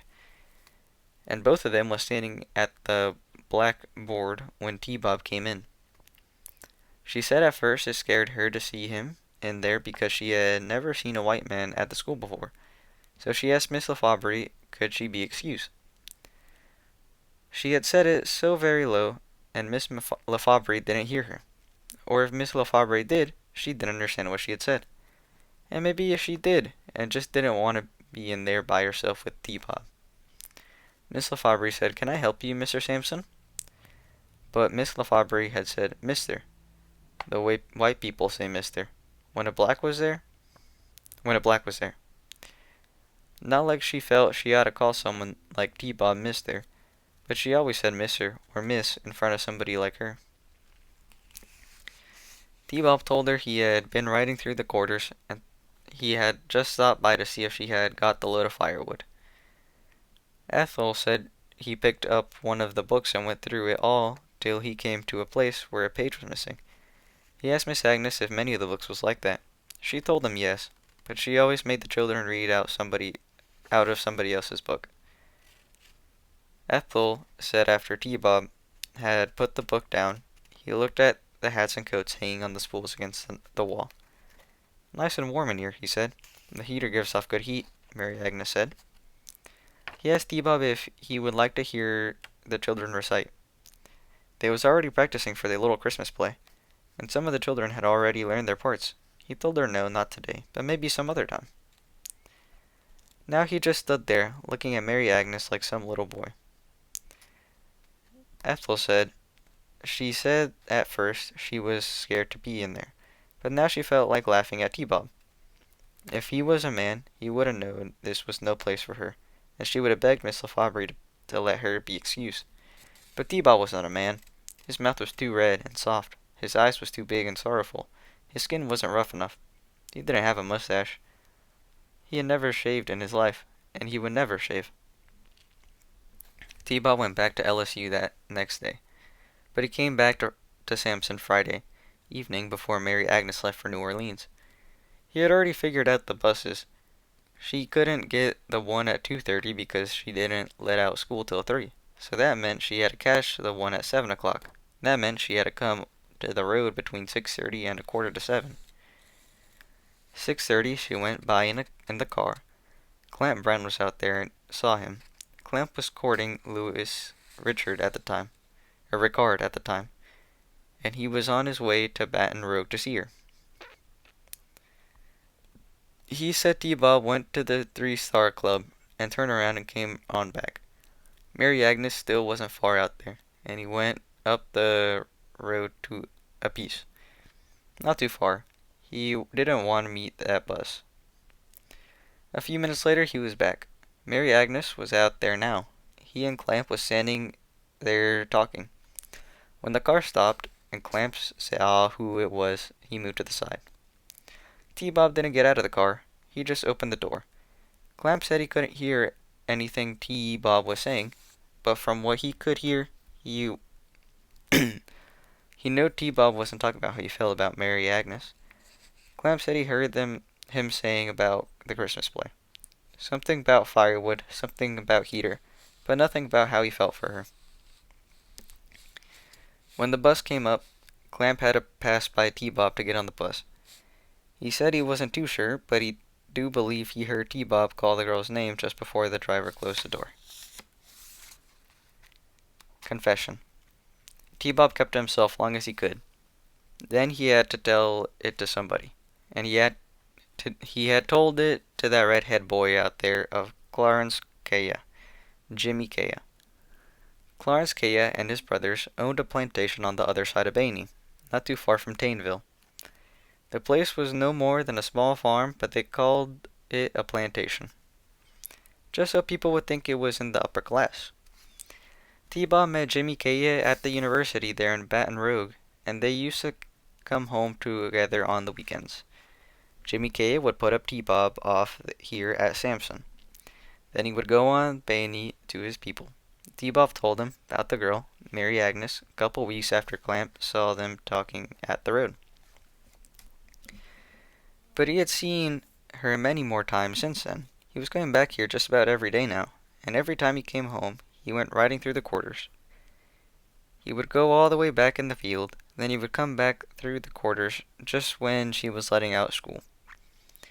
If he stayed in there a while after all the children had gone home, T-Bob would talk to somebody in the quarters till she come out. If she was already walking up the quarters when he came in the field, he would run the horse to catch up with her. Then they would come up the quarters together. Him on the horse, her walking with the books and papers in her arms. Everybody knowed about it now. The ones here in the quarters, the ones up at the house, up there, The ones on the river from Bainey to Baton Rouge. They talked about it. Reason he don't show more interest in Frank Major's daughter, Judy, there. He ain't sowed all his wild oats yet. From what I hear, he found something on his daddy's place. One of them high yellow from New Orleans, almost white there. That talk went on from Bainey to Baton Rouge, both sides of the river. One day I came up on them standing at my gate. T-Bob was there on the horse, Mary Agnes on the ground with them books and papers. "How you feel, Jane?" T-Bob said. "Just like I felt an hour ago, T-Bob," I said. He just sat there on that horse. He didn't want me standing there looking up at him. "Thought you was in the field," I said. "I was," he said. "Judy at that house," I said. "She wasn't there, but I thought he had more business on his own house than he had in front of my gate." He turned the horse away from the gate. He didn't say a thing to the girl. He wasn't supposed to tell her goodbye in front of me. Just like he wasn't supposed to carry them papers and books through the quarters. "What's going on, Mary Agnes?" I said. "Now you can tell me it ain't none of my business if you want." "Nothing's going on," she said. "You sure?" I said. "Now it ain't none of my business." "Nothing's going on, Miss Jane," she said. "I believe you," I said, "but I wanted to hear it from you." "You ain't nothing but a child," she said. "Or he ain't nothing but a child," she said. "A lonely boy." "He's a man, Mary Agnes," I said. "And he's a Samson." "I can't help it if he want ride through the quarters side me," she said. "I can't make him leave his own gate." "What y'all talk about, Mary Agnes?" I said. "Nothing much," she said. "School, children, wood, Christmas play." "Don't y'all ever talk about you and him?" I asked her. "No, ma'am," she said. "Don't you know that's what he want to talk about?" I said.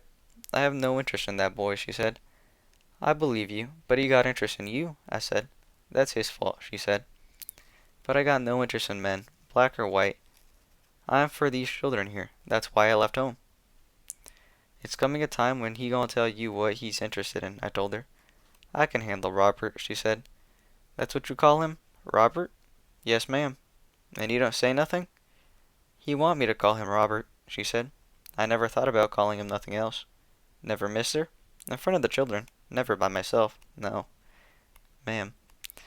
Never. I reckoned I would break down laughing first." "And you think you can handle him?" I said. "More than anything else in this world, Robert is decent," she said. "Is this world decent, Mary Agnes?" I said. "Robert is more human being than he is white man, Miss Jane," she said. "And how long you think this world gonna let him stay like that?" "Robert is good," she said. "That's why I don't fear walking with him. The day he get out of line, I'll tell him he's too decent for that." "And you think he'll listen?" "Yes, ma'am, because he's decent," she said. "Some people do make it, Miss Jane. Some do, yes," I said. "But they happen to be those strong ones, and T-Bob is not one of them." One day Miss Emma Dean asked me, "Jane, what's going on between Robert and that girl down there?" "Nothing, Miss Emma Dean," I said. "I can see them through my glasses," she said. "I talked to her," I said. "Nothing going on." "I don't want him to think he can do that," Miss Emma Dean said. Robert heard us talking, and came back there in the kitchen where he was. "Do what?" he said. Miss Emma Dean looked straight at him. "Hurt people," she said. "Maybe he's leading him," Robert said. "You ever thought about that?" "She don't go to Baton Rouge and pick him up every day," Miss Emma Dean said. "She don't come up here and saddle that horse." "She don't have to," Robert said. "You ought to know," Miss Emma Dean said. "A few things," Robert said. "I'm going to talk to him again," Miss Emma Dean said. "Leave him alone," Robert said. "I don't want it," Miss Emma Dean said. "You don't want what?" Robert said. "No more Timmy Hendersons," Miss Emma Dean said. "Whoa, Eve, don't touch that apple," Robert said. "Eve or no Eve, he's my only child," Miss Emma Dean said. "But not mine," Robert said. "No," Miss Emma Dean said, looking straight at him. The next day she was on the back gallery watching T-Bob through the spyglasses. She watched a little bit, then she let me watch some. I could see T-Bob going back in the field. She took the glasses and kept them a while, then she handed them back to me. I saw T-Bob coming back, lopping that horse. Miss Amadine took the glasses, and I saw her working them. T-Bob was in the quarters now, and she had to work them for the quarters because the quarters was so much closer than the fields. When she handed them to me, I saw Mary Agnes and T-Bob together. T-Bob on the horse, Mary Agnes on the ground with them books and papers. I couldn't see them all the time. The houses was blocking them out. I had to see them when I was between the houses. Miss Amadine took the glasses and told me to go down there and tell T-Bob Judy Mayer was here. When I came in the quarters, they was standing in front of my gate. Judy was at that house, I said. I don't care, T-Bob said. What? I said. You want me to go back and tell your mama you sassed me, T-Bob? Yes, he said. You getting smart with me, T-Bob? I asked him. He didn't say another word. He just turned his head and looked down at Mary Agnes. She told him good day and went in the yard. I was looking up there at him, and I could see how much he wanted her to stay out there. I watched her till she had gone in that house, and he didn't look at her the way you would think a white man would look at a black woman either. He looked at her with love, and I mean the kind that's way deep inside you. I have not seen too many men, of any color, look at women that way. After she had closed the door, he looked down at me again, his face scared. I saw in his face he was ready to go against his family, this whole world, for Mary Agnes. When Miss Amadine asked me about them the next day, I told her I thought T-Bob loved that girl. But I wasn't sure she didn't love him, and she wasn't enticing him. And I thought the best thing was for them to get her away from here, and get her away from here quick as possible. Miss Amadine just stood there gazing at me. Then she patted her bosom, and she drawed breath. Then she asked me how could I say such a thing. I should be ashamed of myself to even think T-Bob could love a woman like that when I knowed all the time he was marrying Judy Major in the spring. To show how wrong I was, she was giving a party that Friday evening for T-Bob and Judy Major, and she was inviting all their friends. The same day that she gave the party, T-Bob told Jimmy Kaya about Mary Agnes. They was coming from school that day, and Jimmy Kaya was driving his family's car. He said he was driving fast because he had to go all the way to Bainey before he came back to the party. It was raining that day. It had been raining steady a couple of days now. That kind you get in the grinding that can go on and on and on. He and T-Bob had been sitting in the car 15-20 minutes and hadn't said a word all the time. He didn't say nothing either because he thought T-Bob had his mind on the party. Then all of a sudden, T-Bob wanted him to stop the car because he had something to say. He asked T-Bob couldn't they talk while he drove. T-Bob said no. He asked T-Bob didn't he want to hurry up and get home so he could change clothes for the party. It wasn't for him. It was for his mother. He found a good place and pulled over to the side. And that's when T-Bob told him about the girl. Right there in front of him, in his own car, and in that rain falling outside. T-Bob told him he loved a black woman more than he loved his own life. He said at first he didn't think he had heard him right. He couldn't believe what he had heard. He knew T-Bob was seeing that woman every time he came home, but he thought just like everybody else did. T-Bob was sowing his wild oats before he married Judy Mayer. Sorry. He had never thought it went any further than that. So he told T-Bob to repeat what he had said, and this time take it slow. T-Bob said I never told this to anybody else, not even her. I'm telling you because you're my friend. I'm not that good a friend, he told him. Who else can I turn to? T-Bob said. Who else will understand? Nobody, Jimmy Kaya said. Me neither. Then who? T-Bob said. Jimmy Kaya said he couldn't control himself no longer. And he grabbed T-Bob's coat and started shaking him. Robert, Robert, Robert, he said. Though you know who you are, though you know what she is, though you know these things yet, at the university, and you don't know these things yet. That woman is a black, Robert, a black. She just look white, but Africa is in her veins, and that make her a black, Robert. But with all the shaking and screaming at him, he said T-Bob acted like he wasn't hearing him. Robert, he told him, don't you listen in class? Ain't you heard him? I forgot the teacher name, but I think he said Gamby. Over and over and over. You think she changed since then? She's the same woman, Robert. She know her duty, and all she expect from you is to ride the horse down there. That's far as she expect you to go. The rest is her duty, Robert. She knows that. I'm almost sure he called it that teacher Gamby, told you it was like that then, and it's the same way now. But he could see T-Bob wasn't hearing him. Robert, you're my friend, and I won't allow it, he said.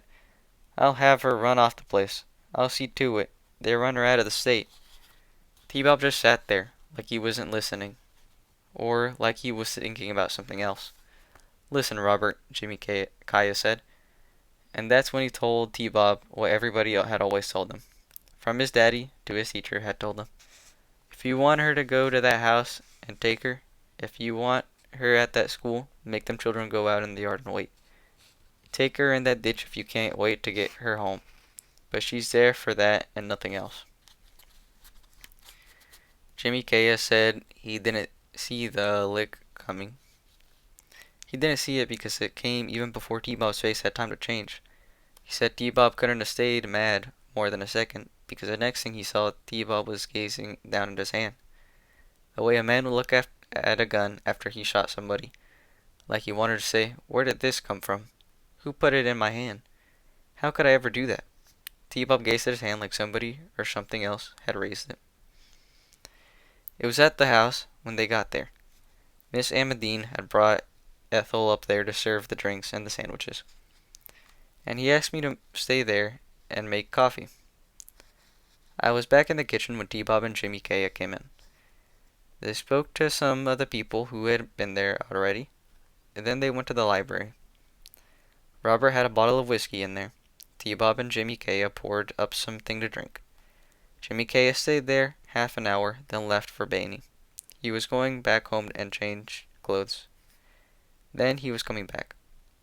He said just before he walked out the library, T-Bob raised his glass at him. He said he thought T-Bob was just apologizing for hitting him in the car. He didn't know T-Bob was telling him goodbye. Robert and Mary. When T-Bob heard Judy Major and her people coming to the house, he came out of the library and headed for the door. Miss Amadine asked him where he thought he was going.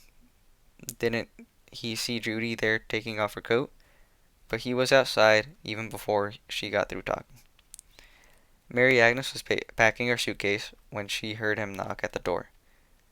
She didn't know who it was. She wasn't even sure somebody had knocked. Then she heard it again. She thought it was Clamp, so she went to the door to tell him she'd be ready in a second.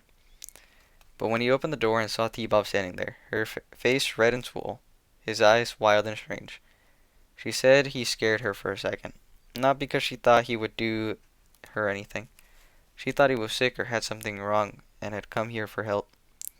She asked him what's the matter, and he said he had to talk to her. She asked him if he was sick.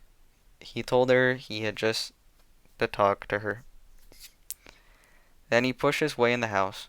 When he passed her, she could tell he had been drinking. She turned from the door, but she left the door wide open. In case somebody passed and saw that car out there, she wanted them to see the door was open, too. T-Bob went to bed and sat down.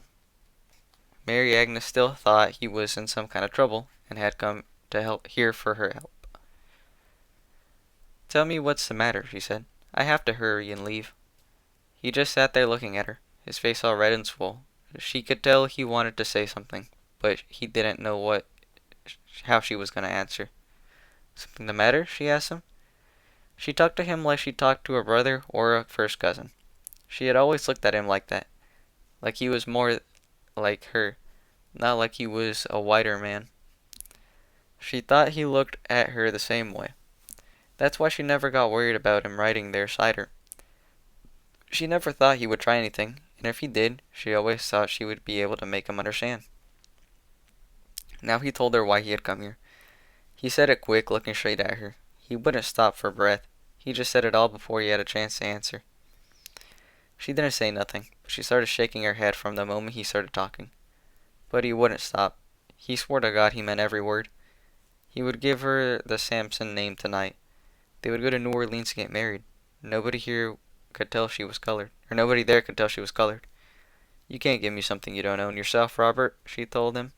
I own my own name, he said. You don't even own that, she said. They'd give you that, and they can take that away from you. Come here and sit down, he said. I want you to leave, and I want you to leave now, she said. Come here and sit down, Mary Agnes, he said. The door was still open. She went to the bed, where he was. He took her hands and pulled her down beside him. His face was red and swole, his hands burning up. She could tell he had drank too much. She knowed he wouldn't be doing this if he hadn't. He told her he had talked to Jimmy Kay about her, and he had told them how much he loved her. He started shaking her head again. I had to tell somebody, he said. She shook her head. You said you was a black, he said. I was supposed to look at you like you look at a black. Do you know what you're supposed to do to a black? You're not a black, are you, Mary Agnes? She said she could tell he had drank too much. Now she thought he was losing his mind. Jimmy is right, she said to him. But he said it quiet, the way you talk to a child. Don't say that, he screamed at her. But the next second, he was quiet, too quiet. Don't say that, don't say that. Go home, Robert, she told him. She said it quiet, too, like you talk to a child. I want you in the car, he said. I can't get in that car, Robert, she said. Don't you know that? She was talking to him like you talk to a child. That's why you never asked me to get in that before, Robert. That's why you never asked me to get on the horse with you. I want you in the car now, he said. I want you to leave, Robert, she said quiet, just like you talk to a child. You don't understand, he said. I don't have no place to go. That's why I hit him. That's why I left that house. I don't have nowhere to go. But your bosom. That's what I'm trying to say. You can't have nothing together. We can't have nothing together, Robert, she told him. If you say yes, he said, that's all you got to say. I can't say that, she said. She got up and started packing her suitcase. He just sat there watching her, his mind, she said, far, far off. Then he noticed her. Where do you think you're going, Mary Agnes, he said. New Orleans, she said. You're not leaving from here, Mary Agnes, he said. I don't have nothing if you go. She went on packing. When she got through, she picked up the suitcase and turned towards the door. He was standing there now. She came toward the door, still didn't think he could do anything too decent for that. Clamp Brown was headed to the front of the black raincoat. Clamp Brown was headed to the front in his black raincoat and his rubber boots, going to Baton Rouge to see that Rickard girl. He wasn't thinking about her right now. He was thinking about Miss LaFarbury. He liked to be with Miss LaFarbury, even if he didn't feel too comfortable with her all the time. She was a quiet, beautiful lady. She had a good, quiet smile. A smile like she didn't want to smile. But she had to be crazy. She had to be at the crazy things that went on around her all the time. She talked nice and quiet and talked to anybody. He liked to travel on the bus far as Baton Rouge with her. He didn't feel too good sitting right there beside her all the time, but she always made you feel just a little bit better than you thought you could feel around a teacher. He had told her about Rickard, and she had even written a couple letters for him. That's why he looked for her every Friday evening. Clamp said he saw T-Bob running out my yard, running and stumbling. He had seen the car from way down the quarters, but he thought it was just somebody visiting me. That's why he didn't recognize T-Bob at first. That's why he thought it was Joe Scott's boy, Lester. He knew Lester had tried to court the girl, and I had run him away from there before. He hollered, Lester, hey boy, Miss Jane after you? T-Bob kept running and stumbling. Then he clambered through the fence and ran across Sampson's yard. Now Clamp knew it wasn't Lester. He recognized the car now, and he knew it was T-Bob. But what was T-Bob running from? Even if he had killed somebody, and he had done it here at Sampson, he wouldn't need to run. Clamp went by the car to get a better look. He wanted to make sure it was D-Bob. Not that he was going to ever say anything about it. He just wanted to make sure it was D-Bob. Because he still couldn't see no reason for D-Bob to run from the north here on the place. After D-Bob had gone behind the trees in Samson's yard, Clamp looked toward my house again. Mary Agnes's door was still wide open. Clamp started calling Mary Agnes from out there in the road. Not loud, even if she was standing there in the door and wasn't looking straight at him, she wouldn't have heard a word he was saying. He was standing out there in the road, calling her out the way you call somebody in a dark room, when you know you scared. When she didn't answer him, he came in the yard. He told her he knowed he had no business in that yard, with that Samson car parked before the gate, and T-Bob running away from that house. Not just in the yard, but he had no business even passing by here this time of day. If he had to see Lewis Rickard, he could take a look that back road or walk that railroad track till he got to Morgan and waved that bus down from back there. He came up on the gallery looking at the door, but he went to my door and knocked, calling my name. He wanted my door wide open, mine shut tight, but he knocked on my door calling my name. Miss Jane, you in there, Miss Jane? Calling me like somebody in a dark room, knowing all the time he wasn't scared. He was scared. When I didn't answer him, he looked toward her door, but he knocked on my door again. This time he called her name, no louder than he had called it out there in the road. No louder than he had called my name, but her name now, knocking on my door. She didn't answer him. Now he went toward the door, knocking quiet along the wall, calling her name. When he got to the door, it was so dark in the room he had time to call her name 2 more times before she saw her laying there on the floor. He turned and screamed, "Ida, Ida, Ida!" He fell when he jumped off the gallery. He had got up running toward Joe Simon's house, still calling Ida. Joe said he heard Clamp calling his wife's name before Clamp reached the gate, so he was already on the gallery. When Clamp ran in the yard, he said Clamp slipped and almost fell just before he reached the gallery, and he said to himself, "That fool gonna break his neck before he tell me what he's running from." "Tell Lee to run," Clamp said. "For what?" Joe Simon said. "That girl been ravished," he said. "Bia in there," Joe said. "What girl?" "Not Bia," Clamp said. "The teacher, I think it was."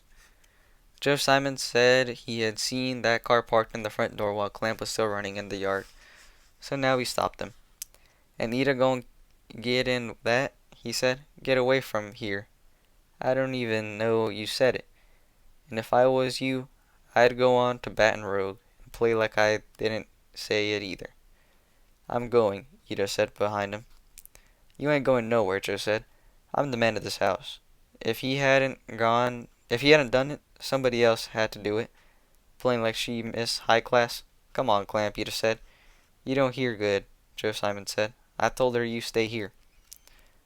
"Go tell that house," Ida said. "Not me," Clamp said. "I done told enough people." "Tell Miss Jane," Ida said. "Knock on that back door. She's sitting back there in the kitchen. Let her tell them." "Can't one of them children go?" Clamp said. "Put on a raincoat, Jocko. He can use mine. Here, Jocko, run." "You going?" Ida said. She ain't never wrote no love letter for Jocko. "And I'll skin him if she do," Joe Simon said. Come on here, Clamp," Ida said. Ida said when he got back to my house, he had to stand in the door till his eyes got used to the dark. Then he saw the girl on the floor. She wasn't moving or making a sound, and Ida thought she might be dead. But after she went in and knelt down beside her, she saw her crying. Ida called her, but she wouldn't answer. Ida said he called her again. She still wouldn't answer, just laying there, crying quiet. Her head turned toward the wall. Ida put her arms around the girl and helped her to bed. She said, after she had pulled the covers up over her, something made her look toward that door again. Clamp was still there, that raincoat dripping water, just inside the room. "You been already?" she asked him. "I want Jocko to go with me." That's when Ida screamed. She said she knowed she had no business screaming, with that girl laying there hurt. But what else could she do? when she was doing all she could, and still couldn't get men like Clamp and her husband to understand. Just once, she screamed. Then she said it quiet, pleading with him. Just once, Lord, just once before I die. He moved back, scared of her now. But still, he didn't leave. Just out the door, so she couldn't see him. But she knowed he was still out there in that wind and rain, looking up and down the quarters for somebody to go with him to Samson's house.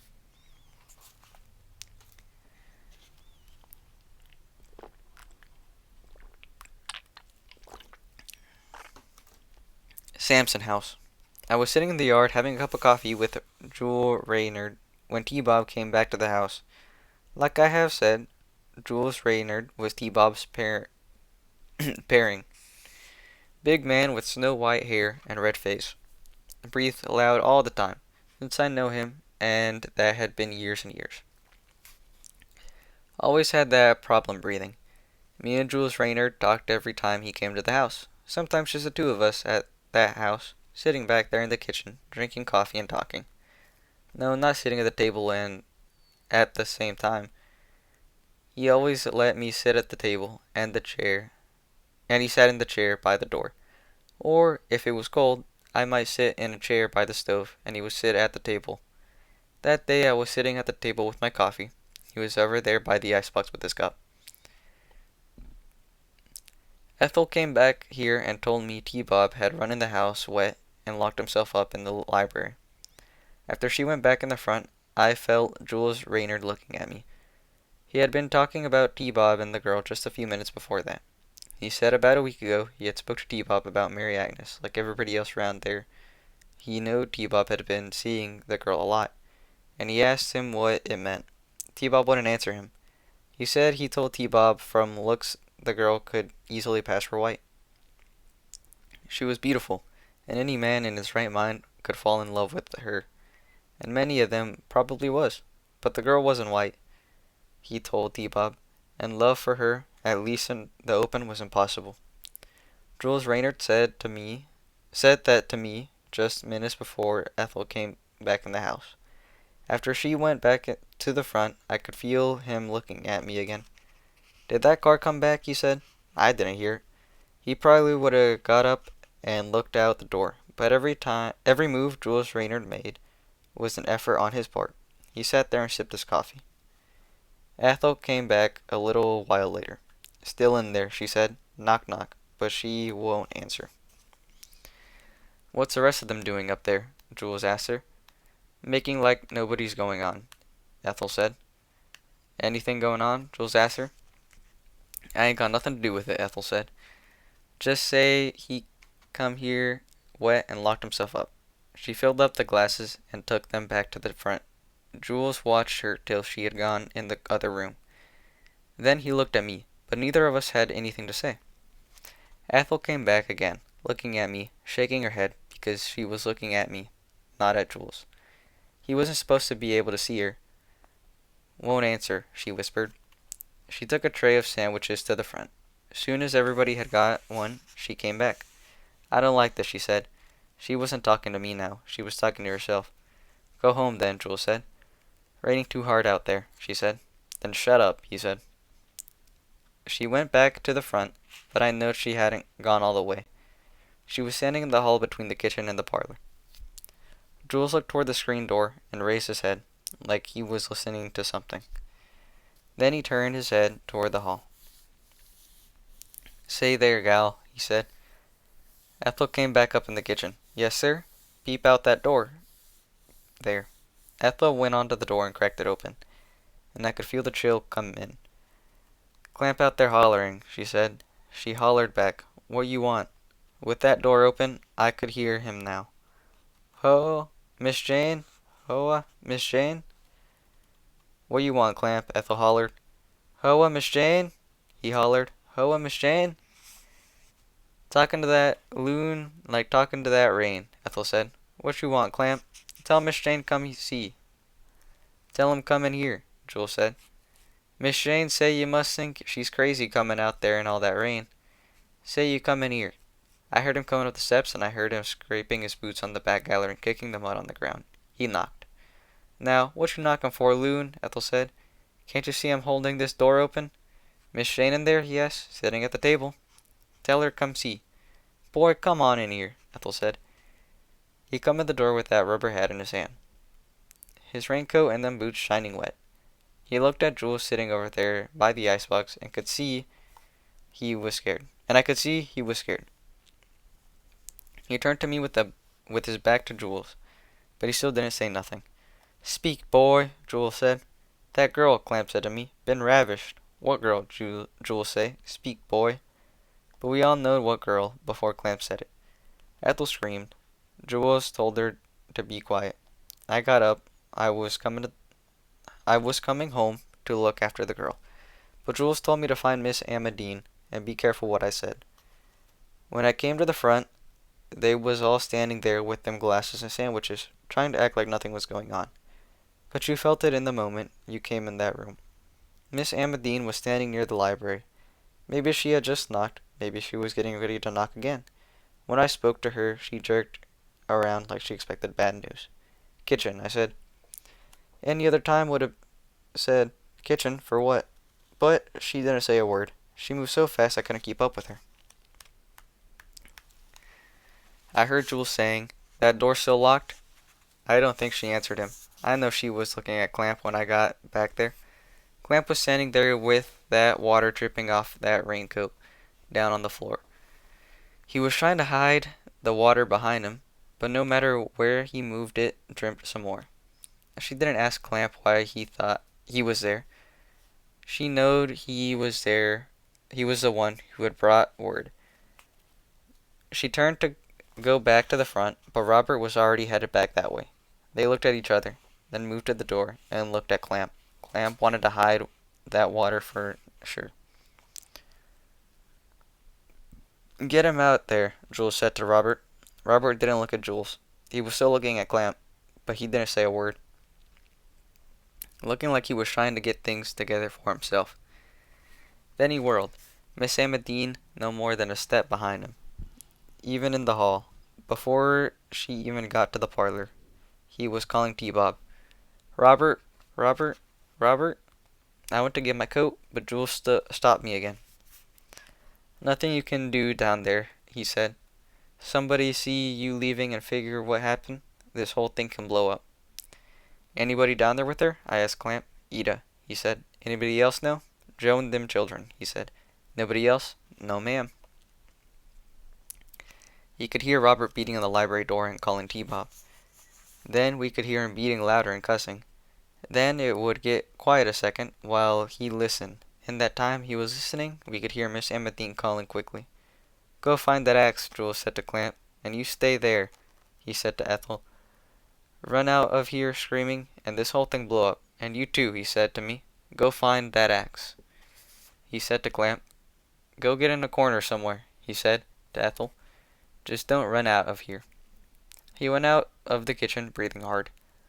He hadn't got halfway up the hall before Ethel and Clamp shot out there, headed for home.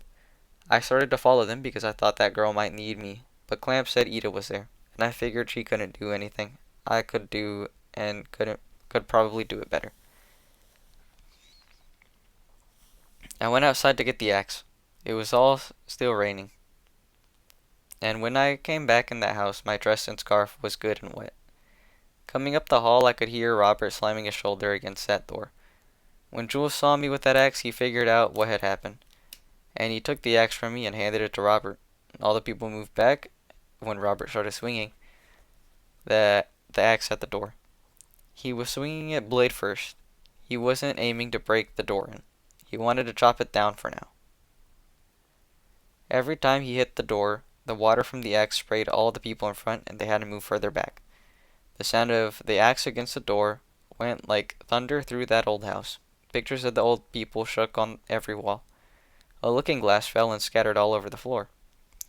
Women screamed. That gal Judy Major almost knocked her daddy over getting in his arms. But Robert went on. Miss Amadine over the side, tapping the wall, calling T-Bob's name so quiet I doubt if even she could hear it. But Robert went on. His face wasn't sad, scared, or worried, just plain hard. I kept thinking, Lord, Lord, Lord. What will it take to change this man? Don't he know that's his boy in there? Do he know at all what he gonna find when he open that door? After he had chopped the hole big enough for his hand to go through, he unlatched the door from inside. Then he had to throw his shoulder against it to clear away the things T-Bob had stacked there. T-Bob was sitting in the high chair facing the window, and was sitting there just looking out the window. Then somebody screamed. I looked down and I saw Dirk on the floor. No, not a Dirk. A letter opener. The one Paul Sampson had used at the Capitol there in Baton Rouge. Robert hollered for the women to get out, but she didn't go out. They went in, and I went in with them. And that's how I saw when Jules Reynard snatched the letter up off the table and put it in his pocket. Everywhere he turned from then on, I had my eyes on him. I figured if it was something bad, he was going to tear it up. But he didn't tear it up. He waited till most of the people had gone. Then he called Miss Amadine to another room. After she read the letter, she sent for Robert. Everybody else was gone now. They left quietly, not saying a word. When they asked for their coat and umbrellas, they asked for them in a whisper. The cars even left the yard quietly. Half an hour after Robert got that door open, nobody was left but him and Miss Amadine, me, and Jules Reynard. They was in another room. I was in the library with T-Bob. We had covered him over with a sheet. The sheet had a red spot in the middle the size of a saucer. Everything else was just like we had found them. Even in the dirt, the letter opener was still on the floor. Jules Reynard came out the other room, and I heard him telephoning the sheriff's office. Then he came to the library where I was. What's in the letter, Miss Reynard? I asked him. What letter? The one you snatched off the table over there. You saw then? He said. I saw. To his mother, Jules Reynard said, down at the sheet. He had to find peace. He couldn't find it in here. And the girl, I said. Innocent, Jules Reynard said, looking down at the sheet. Not at me. Who gonna believe this? I asked him. I believe it, he said, looking at the sheet all the time. Robert and Miss Amadine came in the library. Miss Amadine pulled the sheet from T-Bob's face and looked down at him. She stood there so long Jules Reynard had to pull her away and lead her to a chair against the wall. I covered T-Bob's face again. Robert hadn't moved. He didn't know what to do, or what to say. He wasn't looking at Miss Amadine or T-Bob, just standing there like he was trying to figure out something. Me and Jules Reynard was standing in the parlor when we heard the car come in the yard. I came in too fast and stopped too quick, so we knowed it wasn't the sheriff. The person ran up on the gallery and knocked the door loud and quick. By the time Jules got on the door, he had knocked 2 or 3 more times. What do you want? Jules asked when he opened the door. Jimmy Kaya didn't answer Jules. He pushed right by them and came inside. He saw me standing there, but he went right by me. When he got to the library door, he saw Robert and Miss Amadine. Then he stopped. Now he went in quietly. Jules Reynard came back toward the library. I could tell from the way he looked he didn't like Jimmy Kaya there. He never did like the Kayas. They was just rednecks who had come up. He had even warned T-Bob against Jimmy Kaya. I could see in his face now how he didn't want him there. Is that my friend? Jimmy said in the library. Is that Robert? Miss Amadine was sitting in the chair, and Robert was standing by the chair. But neither of them answered Jimmy Kaya. Maybe they didn't even hear him at first. Miss Amadine just gazed at that sheet like she couldn't look nowhere else. Robert was standing beside her like he was still waiting for something to happen. I warned him, Jimmy Kaya said. I warned him about her. Jules Reynard stood in the library door looking straight at Jimmy Kaya. I could see in his face how much he hated him. He told me she wouldn't let him alone, Jimmy Kaya said. He told me no later than today. Poor Robert now. Look at him. Jules Reynard turned red just standing there. But he didn't say a thing till Robert looked at the boy. Then he knowed he had to move. But even before he got in the room, Robert had turned. Jules moved back in the door. His frame almost took up the whole door. Get out the way, Robert said. No, you don't, Jules said. Do I have to walk over you? Robert said. Yes, Jules said. As soon as Gertie get here, I'll accuse you of murder. Trash will be trash, anywhere. Anytime. But me and you, we know better. Only thing I know, I should have done it before now, Robert said. I ain't lying to you, Jules said. I'll tell sure as I'm standing here. Do you know who's in that chair, Robert said. I know who's in that chair, Jules Rayner said. And I know he did it himself. And I know why he did it. She did it, Jimmy Kaya said. That black wrench did it. Shut up, Jules told him. What? He said. You killed him, Jules said. What? Jimmy Kaya said. Robert was my best friend. But he wrote a letter, Jules said, looking at Robert, not Jimmy Kaya. What letter? Jimmy Kaya said. What are you trying to say, old woman? And we know that letter's true, don't we, Robert? Jules Rayner said. Because we know what everybody else know in this parish. That he loved her. And because she couldn't love him back, because she knowed better, he killed himself. We know that, don't we, Robert? What's going on here, Jimmy Kaya said. Something your kind could never understand, Jules Rayner told him. Jimmy Kaya turned to Robert. Mr. Robert, he said. Mr. Robert, Robert was my friend, my best friend. I loved Robert. Well, Jules Rayner said. Nobody pay, Robert said. Yes, you and Emma Dean, Jules Rayner said, and everybody else who loved him. And that woman, Robert said. Kill her because she wouldn't run away with him, Jules Rayner said. That's what you want kill her for? That's what you want put her in the pen for? I said nothing about no pen, Robert said. Then walk over there and do it, Robert, Jules Rayner said. I'll accuse you of murder sure as I'm born to die. Yes. I stood next to you when you married Emma Dean. Yes. I christened Robert. Yes. I carried one handle of Mr. Paul's coffin, one handle of Clarence's, but I don't think for a moment I won't tell Guidi that was plain cold murder, and if Gertie won't do nothing about it, I'll go somewhere else. I'll tell what was in that letter, Robert. Robert knew Jules meant what he said. For a moment, he just stood there facing him. No, not to tell him to get out. Robert wouldn't have dared to tell Jules Rayner to leave the house. Jules Rayner was not a kin, but he was like a second father. He had been coming to the house all his life. Robert knew this, even when he felt he ought to do something about T-Bob's death. He knowed he couldn't walk over Jules Rayner to do it.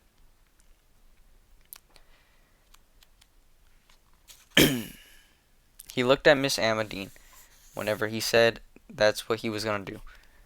But she was just sitting there with her head bowed, like she hadn't even heard him talking. Robert turned around quickly and went toward the window.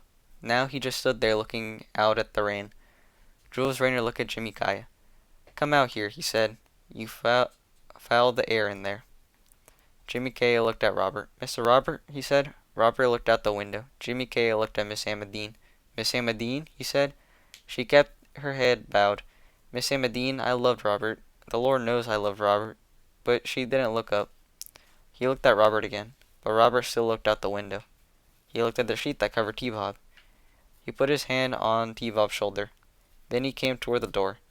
Jules Rayner grabbed him in the collar and jerked him up in the parlor. You gonna tell me what went on today, or you gonna tell Gertie? He said. He held him with one hand and slapped him hard across the face.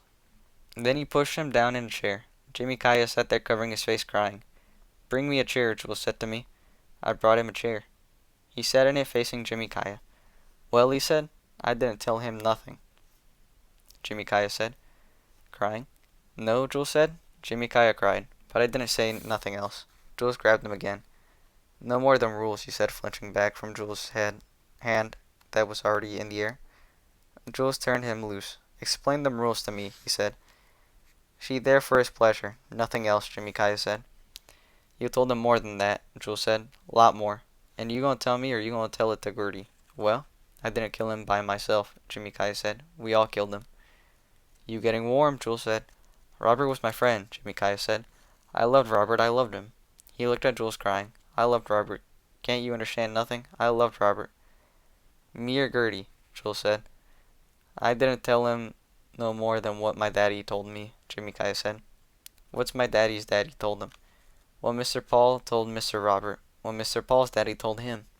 What your daddy told you. No more than the rules we've been living by ever since we've been here. That's all well and good, Jules said, But what did you tell Robert today? Or are you waiting for Gertie? Gertie don't play, remember? Right now you owe me a big favor. Robert was my best friend. My only friend, Jimmy Kaya said.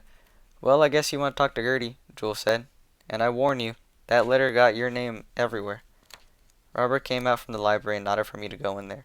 When I came in, Miss Amadine got up from the chair and went to look at T-Bob again. Then she knelt down on the floor by his chair. I got down on my knees beside her, and I said my prayers quietly to myself. Sam Gertie showed up not too long after that. A tall, slim man dressed in a blue serge suit and a raincoat. The coat was wet, and it shined in the light. Gertie came in very quiet with his hat in his hand. Miss Amadine was sitting in a chair, and he came in. I was sitting in another chair across from her. After Gertie spoke to her, he raised the sheet and looked at T-Bob. No more than a few seconds, he pulled the sheet back over his face.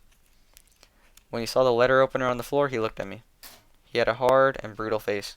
He didn't ask you for information. He told you he wanted it.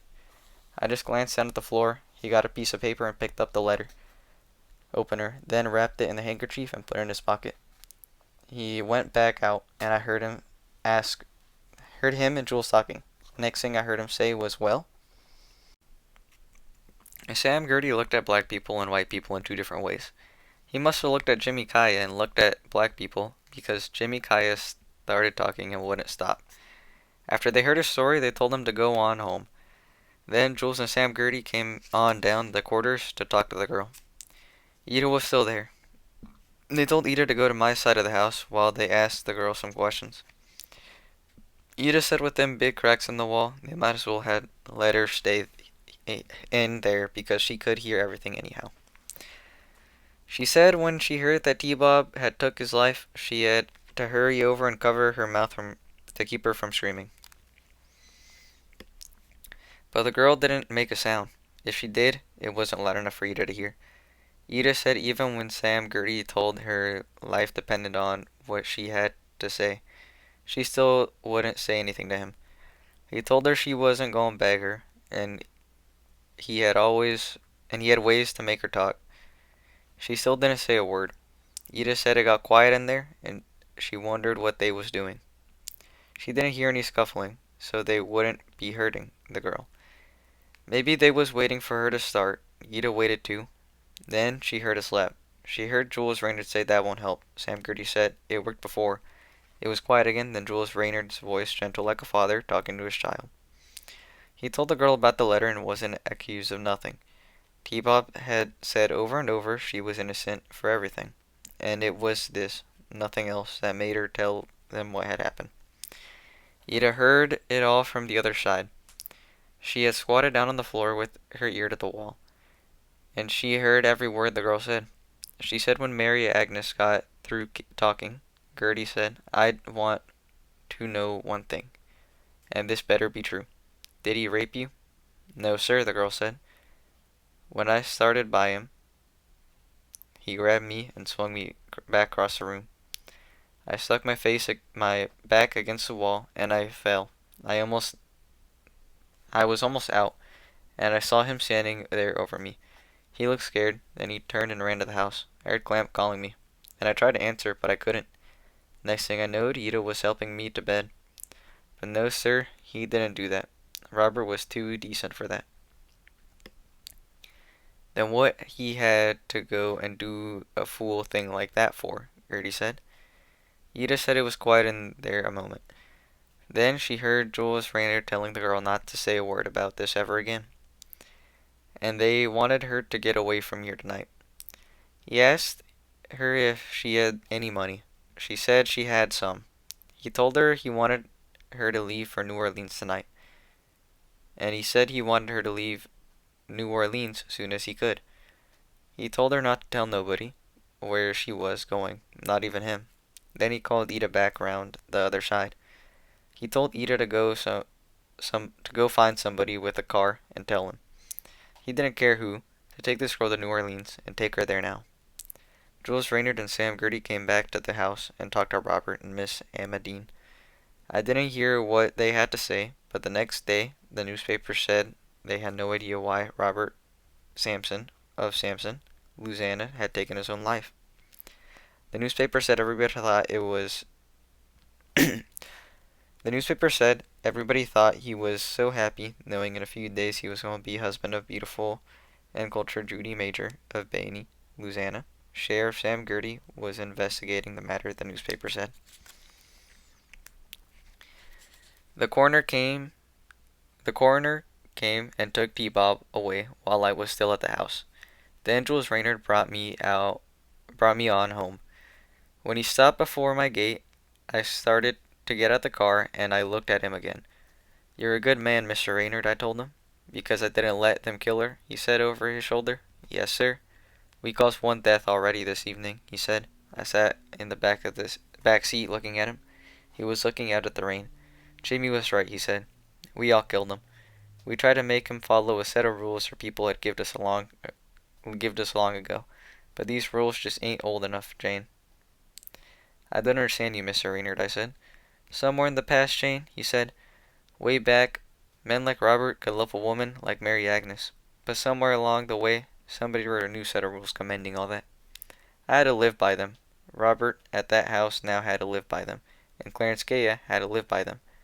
Clarence Kaya told Jimmy to live by them, and Jimmy obeyed, but T-Bob couldn't obey. That's why we got rid of him. All of us. Me, you, the girl, all of us." "Wait," I said. "Me?" He looked back over his shoulder. "You, Jane," he said. "All right, let's say I'm there," I said. "Where I fit in, I don't know. But let's say I'm there. But the girl, you mean she was leading him on this time? Then at the end, she backed down?" "It wasn't nothing like that," he said. "She led him on for just a second, and maybe not that long. And even then, she didn't have control over herself." "Who told you this?" "Nobody," he said. "If she had said it, Gertie would have put her in jail for the rest of her life. If T-Bob had put it in that letter, Robert would have waited for Gertie to put her in jail. He would have broke her neck with his bare hands. Nobody told me, but it happened. Sure as I am sitting here, it happened. When he came to the house, he poured his soul out to her. He wanted to put her in that car, take her away from here, and never see none of us again. She was the only thing that meant a thing in this world to him. But instead of falling in her arms, she told him the same thing Jimmy Kaya told him earlier. She was a black, he was a white, and they couldn't have nothing together. He couldn't understand that. He thought love was much stronger than one drop of African blood. But she knowed better. She knowed the rules. She was just a few years older than him in age, but hundreds of years wiser. But no matter what she said, he kept telling her love was everything. She gave up trying to talk to him. She got her suitcase and started for the door. That's when he grabbed her and swung her back. The weight of the suitcase slammed her against the wall. Now he was standing over her. To carry her to that car, to choke her, to rape her, I don't know. But he was standing close enough to see something in her face. No, he didn't say it, because Robert would have come down here and killed her if he had. And if she had said it, Gertie would have slammed her in jail for the rest of her life. While he was standing there over her, she invited him down there on the floor because... "But ain't this speculating?" I said. "It would have been speculating if two white people was just sitting there talking," Jules Raynard said, looking around. But he couldn't look around too far. His weight didn't allow that. "But it's us," I said. "That's what makes gospel truth," he said. "Then what happened?" I said, sitting back there in the back seat. "In the flash when her head and back hit the wall, something happened to her," he said. "The past and present got all mixed up, and that stiff proudness left, making up for the past left. She was the past now. She was Grandma now. And she was that Creole gentleman. She was Verda now. And he was Robert. It showed in her face. It showed in the way she laid there, on the floor, helpless waiting. She knowed how she looked at him, but she couldn't do nothing about it. But when he saw it, he ran away from there, because now he had maybe the white man was God. Like Jimmy Kaya had said, maybe the white man did have the power that he, himself, didn't know before now. He ran and ran, stumbling and falling, like a hurt animal. Then he was home. Home. Home. Now he tried to forget what he had seen on the floor back there. But nothing in that library was going to let him forget. Too many books on slavery in that room. Too many books on history in there. The sound of his grandfather talking to his daddy and his uncle come out every wall. The sound of all them talking to him come from everywhere at once. Then there was Jimmy Kaya's voice still fresh in his ear. He saw Grandpa's letter opener. He picked it up. He laid it back down, but close enough to reach any time he needed it. He got paper and started writing. He wanted to run away from there. That was the first thought. Get away from here. Mama, I don't know what to do. I must go somewhere where I can find peace, then maybe later. Then he heard Robert beating on the door and hollering at him.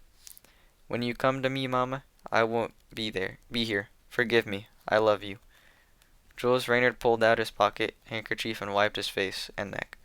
But seeing her on the floor like that hurried it up, he said. He was bound to kill himself anyhow? One day he had to, for our sins. Poor T-Bob. No, poor us, Jules Reynard said. I opened the car door and got out.